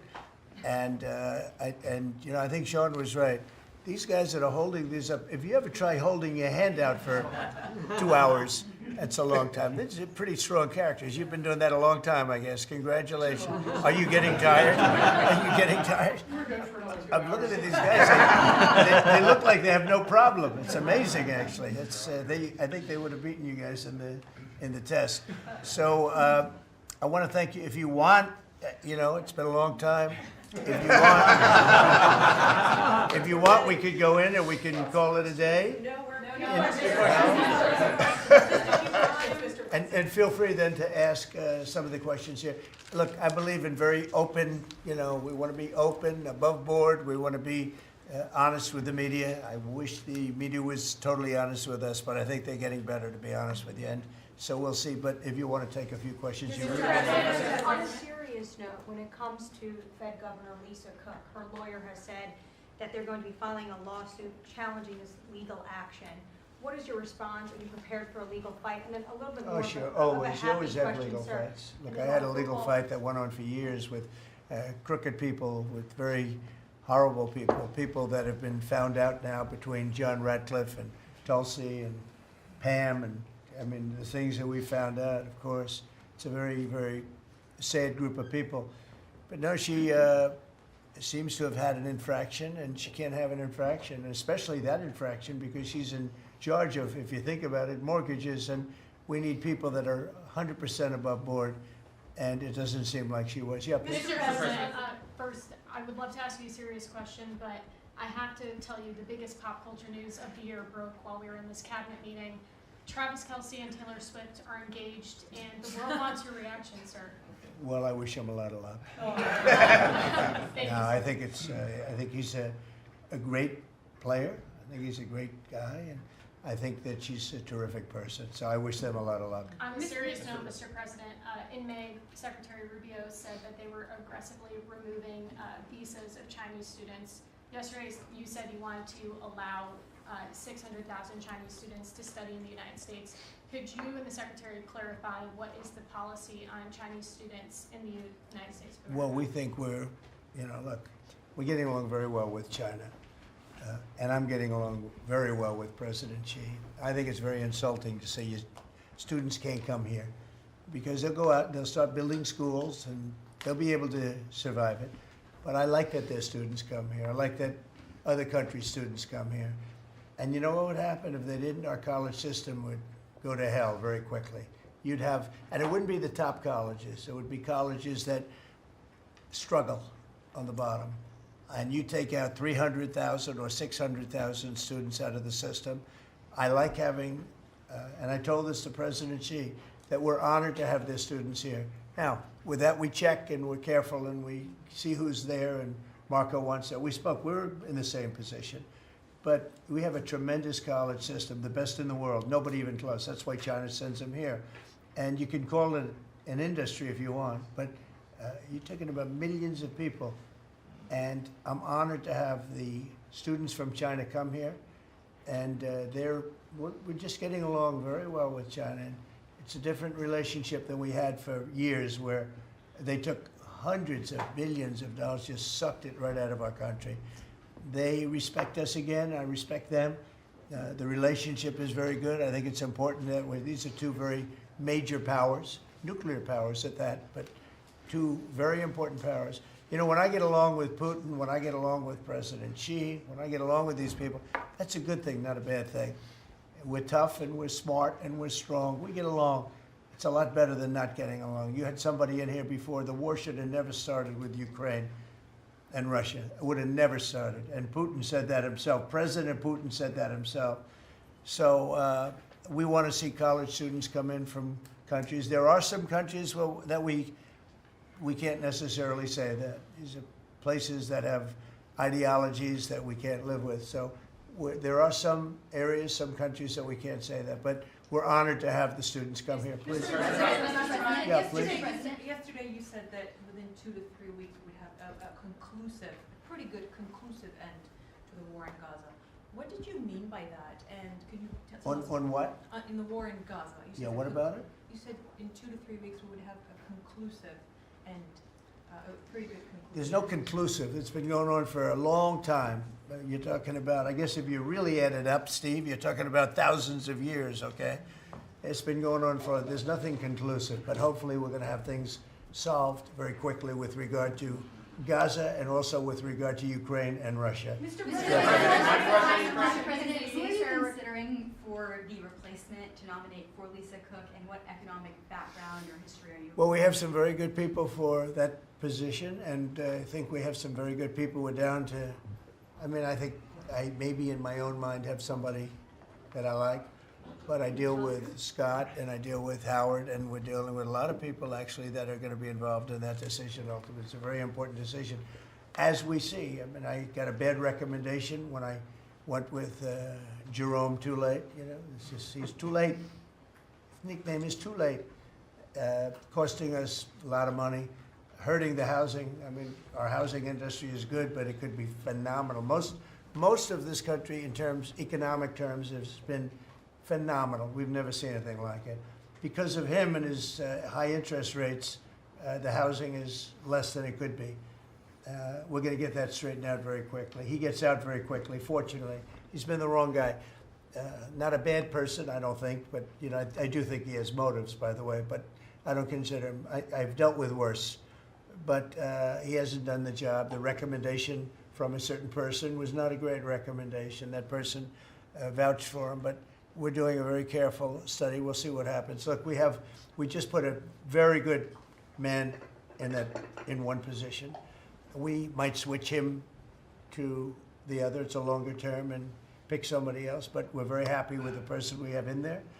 And we'll have a majority very shortly, so that'll be great. Once we have a majority, housing is going to swing and it's going to be great. People are paying too high an interest rate. That's the only problem with housing. We have to get the rates down a little bit. And when we do, it's going to be a tremendous difference. The country is doing so well. It sort of blows through the fact that we have a man who's too late and not doing a very good job. Please, in blue. Mr. President, regarding crime in D.C., something that might help especially ladies is being able to carry. I know you've talked about reciprocal carry. Would you like for that to apply here in Washington, D.C.? When you say carry, I assume you're talking about carry what we're talking Concealed about, right? or, yeah. In other words, carry a gun. Is that right? Would you like to carry a gun? I would like to, yes, sir. You'd feel a hell of a lot better, right? I absolutely would. I agree with you 100%, okay? Okay, great. But I'll tell you, within another couple of weeks, it's hard to believe what's been accomplished in 12 days, but within another couple of weeks, you won't have to carry. You're not going to have to carry. You're going to be safe. People are safe now. The turn has gone fast. I knew it was going to go fast, but this turn has gone really fast. And within a month or two, this is going to be one of the safest places in the country. I have no doubt about it. And we'll do an extension. We'll work with Congress, or I could declare an emergency, but I don't think that's going to be necessary. We'll work with Congress. We're going to be working with Congress. I spoke with our great speaker, and I will be speaking to John Thune, and we're getting tremendous support from Congress, especially maybe here. Everybody wants to see our capital be great. Could say be great again. It's such a beautiful place, but if you have crime, nothing looks beautiful. So, but you won't need to carry a gun, but if you do, Well, I would like to it's gonna be have your the choice. option, just in case. Well, a lot of Sir, people feel that. Also in other blue cities, you've got Karen Bass in Los Angeles, Brandon Johnson in Chicago. It seems to be very popular here, the fact that people can walk around, go to restaurants, shop, not Yeah. have to worry about their safety. If blue city mayors oppose those efforts in their cities, do you anticipate that Democrat voters are going to take it out on them at the I think so. I think that crime is going to be a big thing. And we are the party, the Republicans are the party that wants to stop crime. We're against crime. The Democrats like crime. I don't know why. I mean, we talk about common sense. I think I got elected on talking about common sense. The border, we have to have a wall. We don't want transgender for everybody. We don't, as I said before, we don't want to have men playing in women's sports. I mean, you see the difference. Weightlifting. Take a look at weightlifting. Take a look at long distance running, where a runner came in 5 hours and 14 minutes ahead of another runner, both champions. One male, one female. It's not fair. It's demeaning to women. It's so bad. But they have another one, and I think this is the beauty of them all. Crime. They're against crime prevention. You can't do that. You can't do that. And I think to myself, I say, is there some game? You know, they're smart people. Is there anybody that could cheat like that in elections is smart, okay? And there's never been in history anybody that could cheat like that. They're smart. They're brilliant in many ways. I say, is there some trick to this? When they say, Trump is in Washington, D.C., stopping crime. He's a dictator. And people are being mugged like your brilliant associate here. I don't know how you're alive. I mean, based on that story, you got very lucky. He didn't just go, all he had to do is this, right? And, you know, it's pretty amazing. So we have something. I think we have two things. I think what Bobby was talking about with respect to drug prices is unbeatable. Nobody else could have done it but us.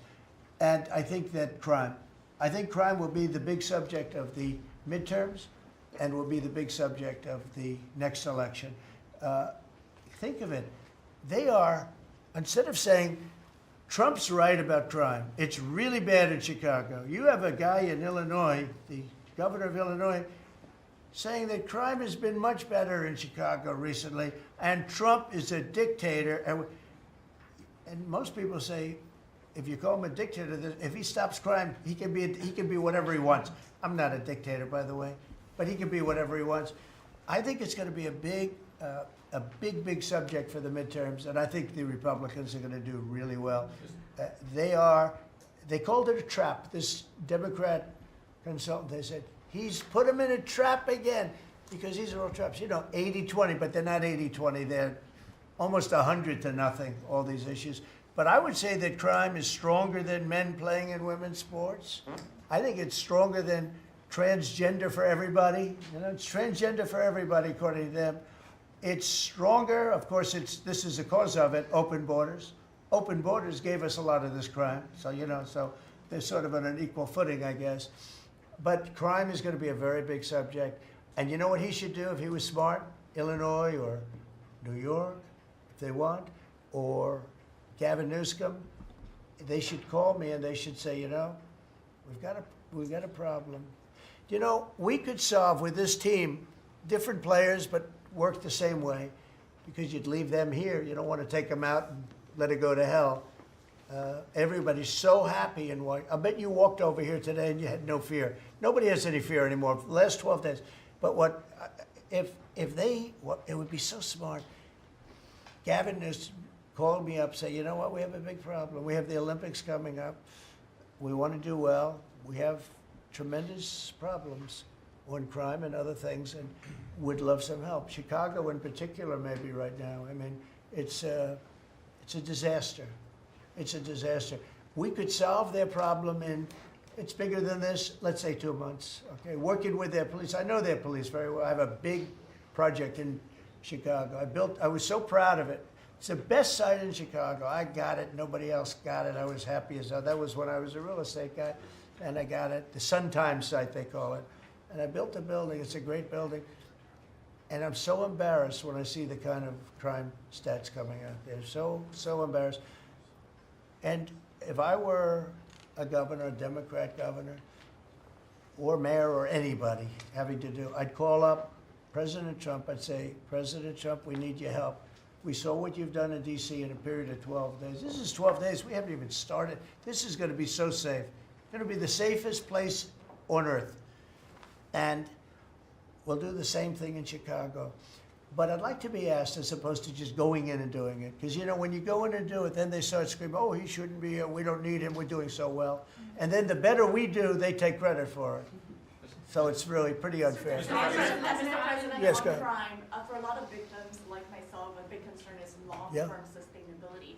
Can you share with the American public about your plan in ensuring that DC is safe in the long term? Longer in the term, months yeah. and years Well, it's a great question. Number one, we want to stay there for longer than 30 days, as you know. We have an absolute mandate, and I can extend it, but I'd rather not have to declare a national emergency because by that time, right now there's not an emergency. We've done, as you sort of said yourself, it feels like a different world. We've got under arrest and prosecution, and we've taken some, and we're in the process of taking hundreds out of our country that shouldn't be here. And these are hardcore professional criminals. They were born to be criminals, in my opinion, but they're seriously bad people. Murderers, drug dealers, you know them all. You see them all as you walk beautifully to work, and every once in a while somebody puts a gun to your head, because that's what happened in your case. We're getting a lot of them out of the country. We're putting a lot of them in prison because we're afraid to bring them out of the country. They could come back. As good as we're doing, they could come back. We don't want them back. And that's going to solve a lot of it. We also think there should be a presence here for long enough. We should also work with our police department because you have very good police here. Very good. We're working very well with them, by the way. And we have to work together for a while. We have some people that are very tough and very strong working with the police. They're going to be able to handle it.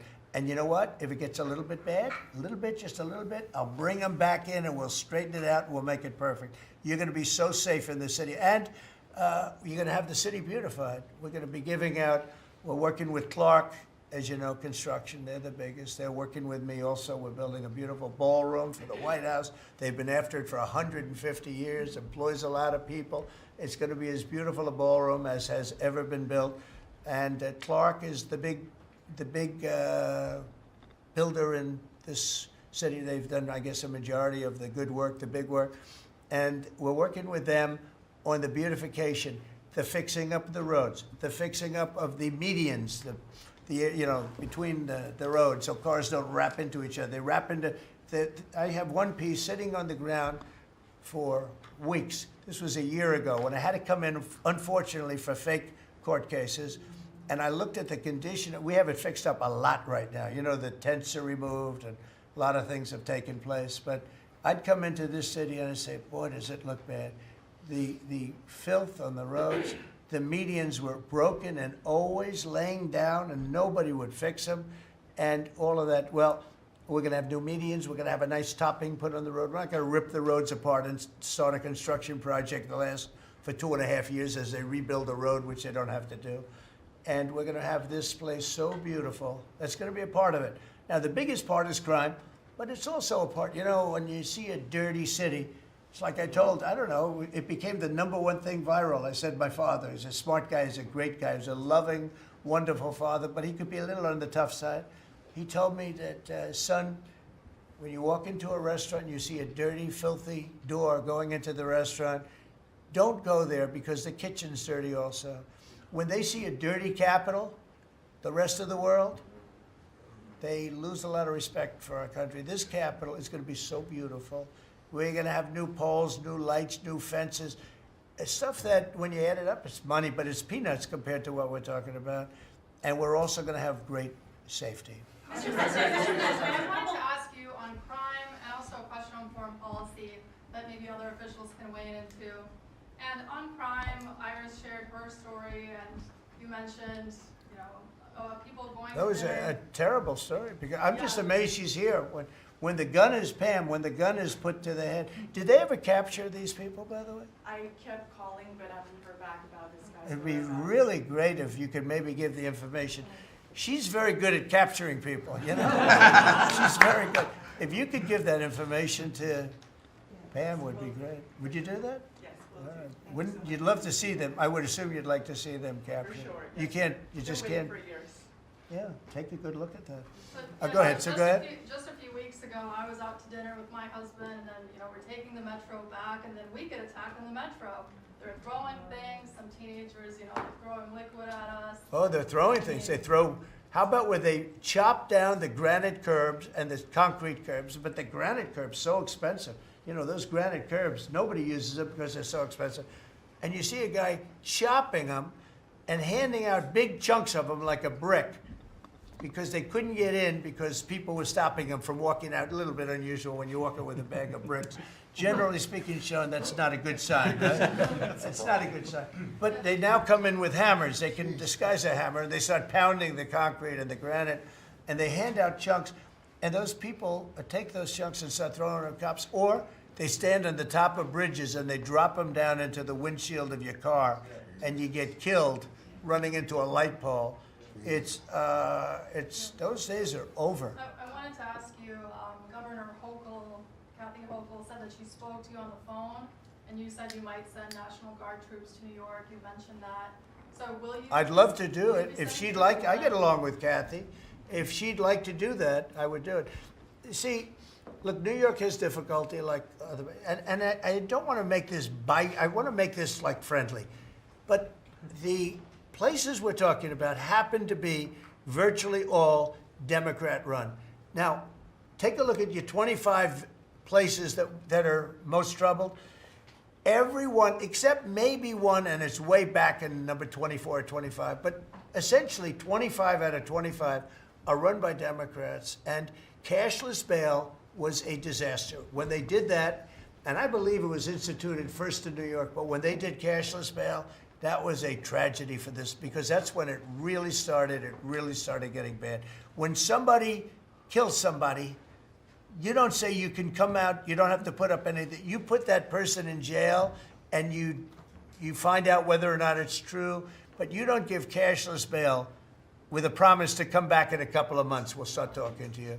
Because they go out and they kill other people, and you can't do that. The cashless bail has been, it's just a woke thing. It's got to stop. You see that, Christy, better than anybody. It's got to stop. It causes unbelievable, and we're doing that. We're stopping it in D.C. I would love to have the governor of Illinois call me and say, look, we have a problem in Chicago. We will stop that problem in Chicago in 2 months, maybe less, 2 months. We'll stop it. These are tough cookies we have working for us. These are tough cookies. These are not politically correct soldiers. That I won't go into definitions of what that means. But these are not politically correct soldiers. These are rough guys. I watched it last night. I see it. I saw them the other day when we went down and we spent some time together with them. These are tough cookies. These are not people that you're going to laugh at and spit in their face and they're not going to do anything about it. And these people, they're afraid. These gang members who are bad people too. These are bad. These are just bad people. Ours are bad, but they're bad in a good sense, right? You don't understand that, Scott. And we can solve Chicago in 2 months. Now, then, as per your statement before, we have to keep it going, and we'll be able to keep it going. The first thing you have to do is get it down.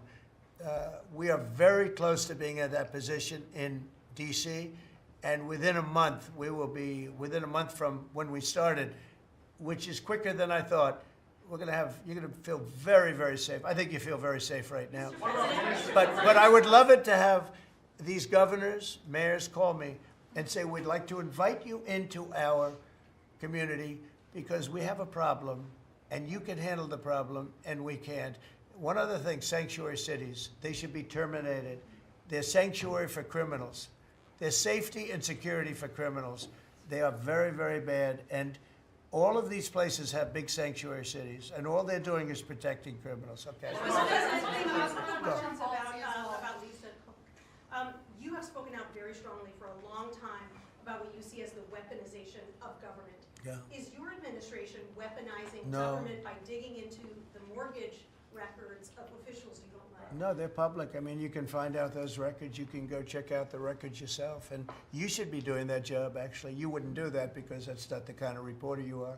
But you should be doing that job. I shouldn't have to be doing it. If you did your job properly, we wouldn't have problems like Lisa Cook. Go ahead. You were going to say something? Go. Blue? So she had voted to lower interest rates? On national Please. security. I think we a have to have follow- lower interest rates, yes. A follow-up question for you and Madam Attorney General on national security. We've heard from Stephen Miller yesterday in the Oval Office that there are street criminals here in DC who are actually found to be doing business with transnational criminal cartels That's right. overseas. And we know who they are, and we know who they're doing business with. And we're arresting the people, very strongly arresting, and we're keeping them there because, you know, your laws here make it very difficult. And one of the other laws we're trying to get done, because you have 14-year-old kids that are just as tough as a 25-year-old kid, just as dangerous, and they carry the same gun. And we have to make a provision where they're treated like older people, because these are seriously tough, bad. They're children, but they're criminals, and they're really bad criminals. And they're used by older people because they never get charged, because you can't do anything to them. But we are getting that change, Pam, I hope, because you have 14-year-old kids that are evil, they're sick, and they have to be put away. Something has to be done, because you can't have a society where they're allowed to walk the street. You know that better than anybody. On your way to Alaska. I can't believe it. You're not tired holding that? I have Look a at few this. more questions. How strong are you? How strong are you? Look at him. He's been holding that thing for 3 hours. You're a good fisherman. Well, Go ahead. On the way to Alaska, you had mentioned that there would be severe consequences if Vladimir Putin did not agree to a ceasefire. Yeah. After that summit that was rolled back, given the negotiations, is he back on the clock now? I want to see that deal end. It's very, very serious what I have in mind if I have to do it, but I want to see it end. I think that in many ways he's there. Sometimes he'll be there and Zelensky won't be there. You know, it's like, who do we have today? I got to get them both at the same time. But I want to have it end. We have economic sanctions. I'm talking about economic, because we're not going to get into a world war. I'll tell you what, in my opinion, if I didn't win this race, Ukraine could have ended up in a world war. We're not going to end up in a world war anymore, but it would have ended up possibly in a world war. That would have been they were ready to trot. But just like India and Pakistan, we're going to end up in a nuclear war if I didn't stop them. You know, it's sort of strange. I saw they were fighting. Then I saw 7 jets were shot down. I said, that's not good. That's a lot of jets, you know. $150 million planes were shot down. A lot of them, 7, maybe more than that. They didn't even report the real number. And I'm talking to a very terrific man, Modi of India. And I say, what's going on with you in Pakistan? Then I'm talking to Pakistan on trade. I said, what's going on with you in India? And the hatred was tremendous. Now, this has been going on for a hell of a long time, like sometimes with different names for hundreds of years. But I said, what's going on? I said, I don't want to make a trade deal. No, we want to make trade deal. I said, no, I don't want to make a trade deal with you. You're going to have a nuclear war. You guys are going to end up in a nuclear war. And that was very important to them. I said, call me back tomorrow, but we're not going to do any deals with you, or we're going to put tariffs on you that are so high. You were there, Howard, right? Yeah. You're going to put tariffs on you that was so high, I don't give a damn. Your head's going to spin. You're not going to end up in a war. Within about 5 hours, it was done. It was done. Now, maybe it starts again. I don't know. I don't think so, but I'll stop it if it does. We can't let these things happen. The Russia-Ukraine situation, last week, 7,012 soldiers, 7,012 soldiers died. They were Russian, they were Ukrainian, they weren't American, so a lot of people would say, what do you care? They're not American. I care. They're 12,000, over the last couple of weeks, over 12,000 people died in like in 2 weeks. You know, we're talking about crime where somebody's killed here or somebody. Think of it, you have your son leaving Russia, leaving Ukraine, their little house, wherever they live with their parents, they're waving goodbye, just like our parents would wave goodbye. And they're waving goodbye, son. And then a week later, his head's blown off in a stupid war by a drone, a whole new form of military problem. So, no, I'd like it to stop. I want to get it to stop. And it will not be a world war, but it will be an economic war. And an economic war is going to be bad. And it's going to be bad for Russia, and I don't want that. Now, I have to also see, because not everybody, Zelensky's not exactly innocent either, okay? It takes two people to tango, and I say it all the time. You got to get them together. I get along with Zelensky now, but we have a much different relationship because now we're not paying any money to Ukraine. Stop that. We're paying money to ourselves. What's happening is NATO is buying all of the equipment and paying in full. But even with that, forget about that. I want to get it stopped because it's a lot of lives that are being lost. Every week it's 7,000, 5,000, 6,000. I get the reports and I see battlefields. I'd rather not see them. And you read about Gettysburg. You read about Gettysburg and you see, those 600,000 people, but in that war in particular was really bad, like 150,000 or something, just dead body. I'm seeing the same. I see pictures. I see satellite pictures of heads over here, arms over here, legs over here. And this is like a modern age. It's no different than the worst wars that I've ever seen. And if I can stop it because I have a certain power or a certain relationship, I had a very good relationship with President Putin. Very, very good. That's a positive thing again. And I think I'm probably the only, Steve Witkoff would tell you I'm the only one that can solve it. I don't know. You've told me that a few times, unless he was saying that just to build up my ego, but it's not really. I have no ego when it comes to this stuff. I just want to see it stop. Thousands of young people, mostly young people, are dying every single week. If I can save that by doing sanctions or by just being me, or by using a very strong tariff system, that's very costly to Russia or Ukraine or whoever we have, But I stopped 7 wars, and 3 of those wars were going on for more than 30 years. If you look at Congo, if you look at, just look at any of them, almost all of them were going on for an extended period of time. Now, interestingly, one had just started. It was 2 days old, and that one. And we did that one when we were in Scotland negotiating. It was 2 days up, but there were 2,000 dead bodies laying on the border, and I got that one stopped too. And I'm very honored by that, but the one that I thought would be the easiest is turning out to be the hardest. That's President Putin and President Zelensky, but I think I'll get it done. Why do you think that? You never know. It's war. Can you stop the family? With war, you never know, right? War's very tricky, very horrible. But with war, you never know. Things change. People go into war, think they're going to win the war, and then they get their asses kicked. And they lose their country, and they lose millions of lives. Nobody goes into a war thinking they're going to lose. They go in. I'm sure that Ukraine thought they were going to win. It's going to be, we're going to win. You're going to beat somebody that's 15 times your size. Biden shouldn't have let that happen. Biden shouldn't have. The man was grossly incompetent. He should have never been there. That would have never happened. But you don't go into a war that's 15 times your size. Do you think Say it? Fed just put out a statement saying that Lisa Cook has indicated through a personal attorney that she'll promptly challenge this action in court, seek a judicial decision that would confirm her ability to continue. That's all right, whatever it It is. says the Fed will abide by any court decision. Thank you very much for reading You abide that. by a court decision. I abide by the court, yeah. I abide by the court. Yes, please. That's enough. That's enough. Mr. Go ahead. President, what other companies are you thinking about taking stake in? Well, we didn't take a stake in the sense that it was reported. Everyone said, I bought a stake in Intel. No, I got it for free.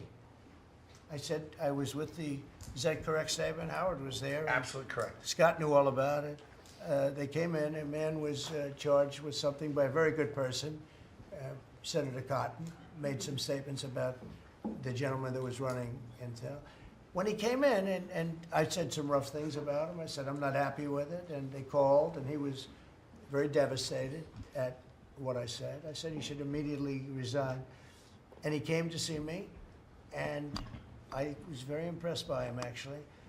And he made a mistake, or factors happened where something like this could have taken place. In the meantime, his board was staying by him. And I said to him, and took about I would say less than 45 seconds. I said, you know what you should do if you're smart? Give the United States of America 10% of your company. And he looked at me and he said, I'll do that. I said, I just made $11 billion for the United States. And we made the deal. I didn't pay, we didn't write a check. Now, I guess Biden, with his stupid CHIPS Act, handed money to all these people that didn't need any money. It didn't do anything. You know, they're giving billions of dollars to everybody. They all have so much money, and they have more money. But there's no commitment that you had to build. They just took all this money. I don't know, it's the stupidest thing I've ever seen. See, with tariffs, they have to come in, because if they don't come in, they can't sell into our country. So it's power, and you don't have to give up any money. But I said to him very simply, I mean, I'm glad we're straightening this out, because everyone thinks I bought in. No. I said, it would be great, we'd be a great partner for you, and I want to see Intel do well. You know, Intel was a great company, and it can be a great company again. But I said, I think it would be good if we own 10% of your company. He said, I'll make that deal. And it happens to be worth $11 billion. So we made $11 billion for the country, and then I was criticized by some of the fake news media. That's not the American way. Actually, it is the American way. Now, if I can help other countries or do those deals with others, I would do that. I think it's great. It's good. Builds up our balance sheet. Let me tell you, our country is becoming very rich again. You don't see it. When the CBO came out on Friday and said, we just found $4 trillion, and that goes to reduce our deficit, $4 trillion, and it was from the tariffs. Our country is becoming very, very rich again. I hope you get used to it. You know, you're gonna have to get used to it. In addition to reducing the deficit, any update on your previous talking about potentially giving Americans a tariff rebate check? Well, we have a lot of money coming in, rebate check for the Americans, and it's coming in at tremendous numbers. Don't forget, I would say, Scott, we probably are talking about right now 50%, maybe even less than that. With all the money you're hearing is coming in, you're talking about, you know, a lot of it hasn't kicked in yet. And when it really kicks in is in 2 years when these plants are built and opened and the money starts pouring in, right? But, I mean, there's a concept of making you could call it a dividend, as we would say, making a dividend to the people in this country who have had to suffer through stupid leadership. And they paid a lot of taxes, and they got nothing for it. Or they got attacked like you were, okay, for it. No, there's a possibility. Primarily, we want to pay down debt, but there's a possibility that we take a piece of it and make a dividend to the people. Mr. President, I have a question for Steve Witkoff, if I may. Yeah. This past weekend, Sergei Lavrov was saying that Putin will not sign a peace deal with Zelensky because Russia views him as illegitimate. I'm just wondering if the Russians have been relaying this to your team, if they view Zelensky, you know, as a leader worth signing a peace deal with, if they will. Doesn't matter what they say. Steve can answer, but I can answer too. Doesn't matter what they say. Everybody's posturing. It's all bullshit, okay? Everybody's posturing. Steve, do you have a different answer? I agree with you, sir. In this city, there's 500 people short of the police department, police. In New York City, it's 3,000. In Chicago, it's 1,300. Would they have had to bring in troops from the National Guard if the police departments in this country were fully staffed? Defund the police. How bad did that turn out for America? It's an interesting question. I was surprised when I heard how many police were here. It's not a really big area, and I think they said they're down to 3,200 police or something like that. I said, that's a lot of police. And I was a little bit surprised, because to me that's a big force. And it's not a big area, but it is what it is. There's a lot of crime. You have a lot of, don't forget, you have a lot of police that weren't allowed to do their job. When I came in, as you remember, we made tremendous strides in a little conflict that we had going at the time, because I allowed our military to make the decision. I said, you can make any decision you want. I gave it to the colonels in the field. I gave it to the captains in the field. You remember that, where everything went through Biden. meaning one of the people, and everything went through Obama before him. Everything went through. They had to make the decision as to whether or not to attack the Taliban. So they'd find 30 people together, they'd call up Washington, and they'd go to a political hack who knew nothing about it. My first night, I got that same call. Like, they called me, and they said, I got a call at 3 o'clock in the morning because I listened to their system, and they were calling me, and they were asking me whether or not they could attack a group of people having to do with you-know-what war I'm talking about. And I said, I know nothing about this. Wait a minute. And then I said, who is he? Let me speak to the people calling. They're calling from Afghanistan. And I said, let me speak to the people. I want to speak to them. And it was a colonel. I said, where'd you go to school, Colonel? I went to West Point, sir. Were you a good student? I was, sir. I was a very good student. So you're calling the White House to ask for permission to attack, and by the time you get the answer, how long does it take? Sometimes 2 or 3 weeks. So by the time you get the answer, the people that you want to attack have already left, right? He said, how did you know that, sir? I said, let me ask you, so you're a good student, you went to West Point, and you love the military, right? Yeah. You make the decision. And I gave all those guys that went to all these great schools, and they're all military people, I gave them the right to make their own decision, and we kicked ISIS's ass. Don't forget, ISIS was supposed to take 5 years to terminate him, and we had a man named Raisin Kane, who happens to have done the whole thing in Iran. He's a great general, and he's a wonderful guy too, believe it or not, but he's a great soldier. We let them do their work, and we defeated ISIS. We defeated everybody. Every fight that we had militarily that I had, I won. And I let these great soldiers do some make a mistake, I guess. But like this colonel, I'll never forget it. Where did you go to school? I went to West Point, sir.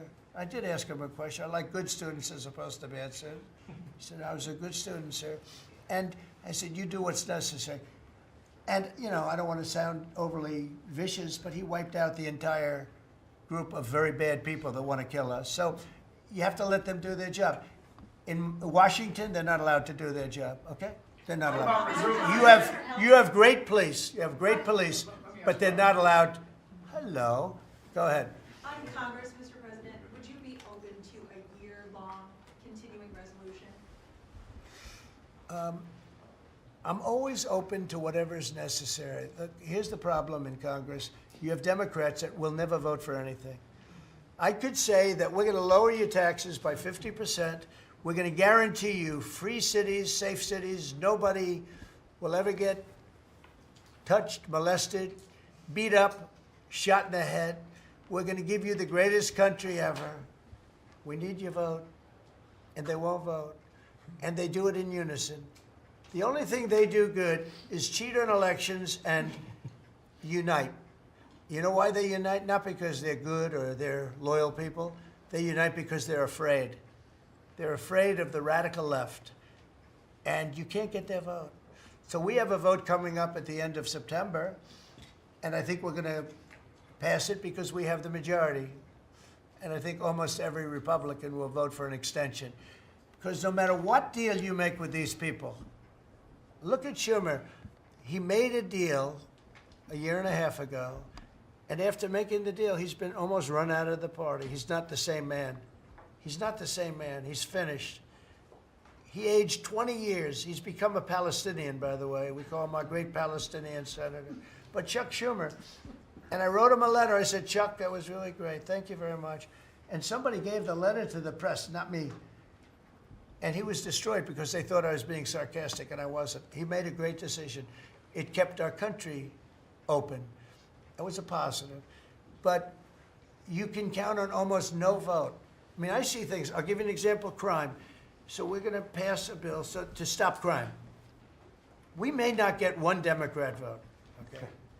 We may not get one. So when you say continuing resolution, I guess so. And it's going to be passed exclusively by Republicans. On farm Mr. President, visas, why do you use you those mentioned in meetings Iowa that you derogatory wanted to see sentences, some changes to the H-2A visa Yeah. program for farm workers. Right. You mentioned in Iowa that you want to see changes. Do you want to see that before the fall harvest?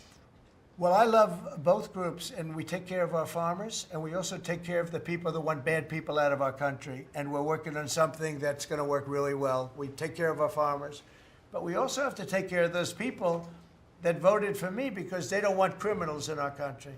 And we're working on something where we can take care of both. Mr. President, the CBO report that you were talking about, the CBO report that 2 of your cabinet members were talking about. I remember back on Liberation Day, many of us reporters covered your detractors, people saying that it was going to explode the deficit and therefore explode the debt. Who all has called you to say I was wrong? That's very good. You know the answer to that. Okay, yeah, please.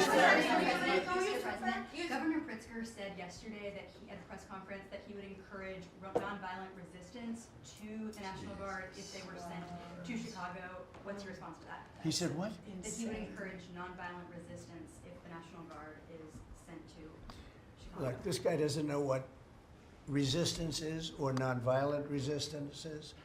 He's a bad politician. It's amazing. I mean, if he didn't have the money, he wouldn't get any votes because there's no compelling reason to vote for him. The guy's a major loser. But it would be nice if he would call me. I would change my mind immediately. He said, you know, because everybody knows Chicago is a hellhole right now. Everybody knows it. It's not like he's saying Chicago has much better numbers, right? Well, what's much better? You mean 100 people are going to be murdered? It's going to be much more than that. So I would have much more respect for Pritzker if he'd call me up and say, I have a problem. Can you help me fix it? I would be so happy to do it. I don't love, not that I don't have the right to do anything I want to do. I'm the President of the United States. If I think our country's in danger, and it is in danger in these cities, I can do it. No problem going in and solving, you know, his difficulties. But it would be nice if they'd call and they'd say, would you do it? And we do it in conjunction. Now, we work very well with the police because we naturally get along with the police. So the police and us work really well together, whether the mayor is opposed or whether, I mean, you have a really rotten mayor there too. He's got a 6% approval rating in Chicago. And I see black women wearing a red MAGA hat last night on television. Please let the president come in. My son was attacked. You have a force of black women. They're like only Trump. They want Trump to come in.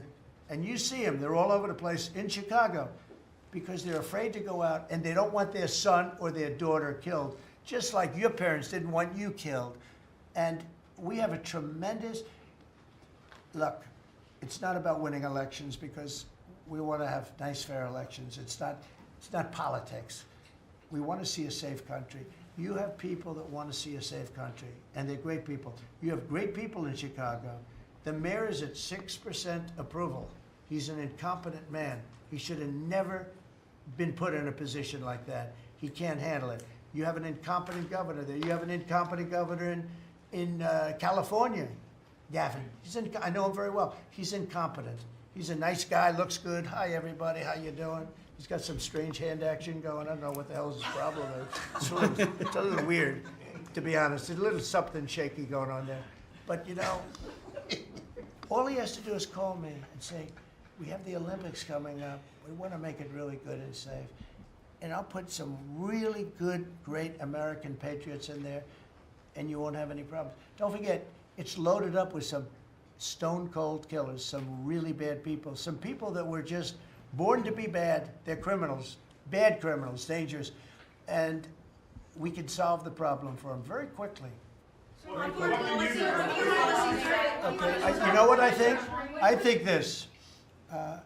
You have not had this happen for 4 years. You sat and you'd ask one question to Biden, and it was always the ice cream question, right? What flavor ice cream do you like best? I like vanilla. And that was the end of the conference. I think now we've done enough. These people are very busy. I want to just thank, this is the greatest, this has never been done before. First of all, a cabinet meeting was sacred. You'd never let the fake news media in. But the fake news media isn't all fake. It's, a lot of it is, but it's not all. I think it's a great thing. I think maybe it's going to be done in the future. I hope it's going to be done.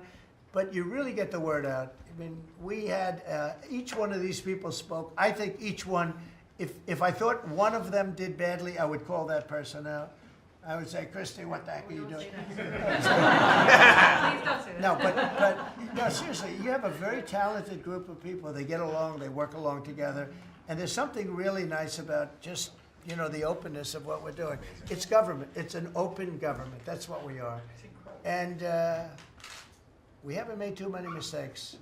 Maybe will, but we haven't made too many mistakes. We've called it right. And I think you can be very proud of your country. We are a respected country again. We are really, right now, respected at the highest level, and we're doing great. And we're a very rich country again, very rich. And that's a good thing, because when we're rich, we can take care of poor. And that's what we're doing, and we're taking care of crime. And I hope, just in finishing, I hope that Illinois, I hope that New York, I hope that California, I hope they call me and they say, I'd love to have you come in and help us out. I will be a totally different person with them. I will respect them for doing it. Thank you all very much. Thank you, everybody.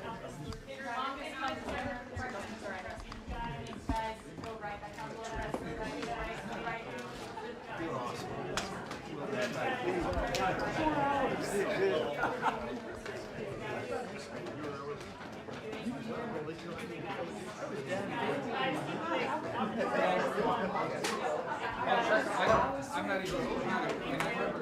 Thank you for including.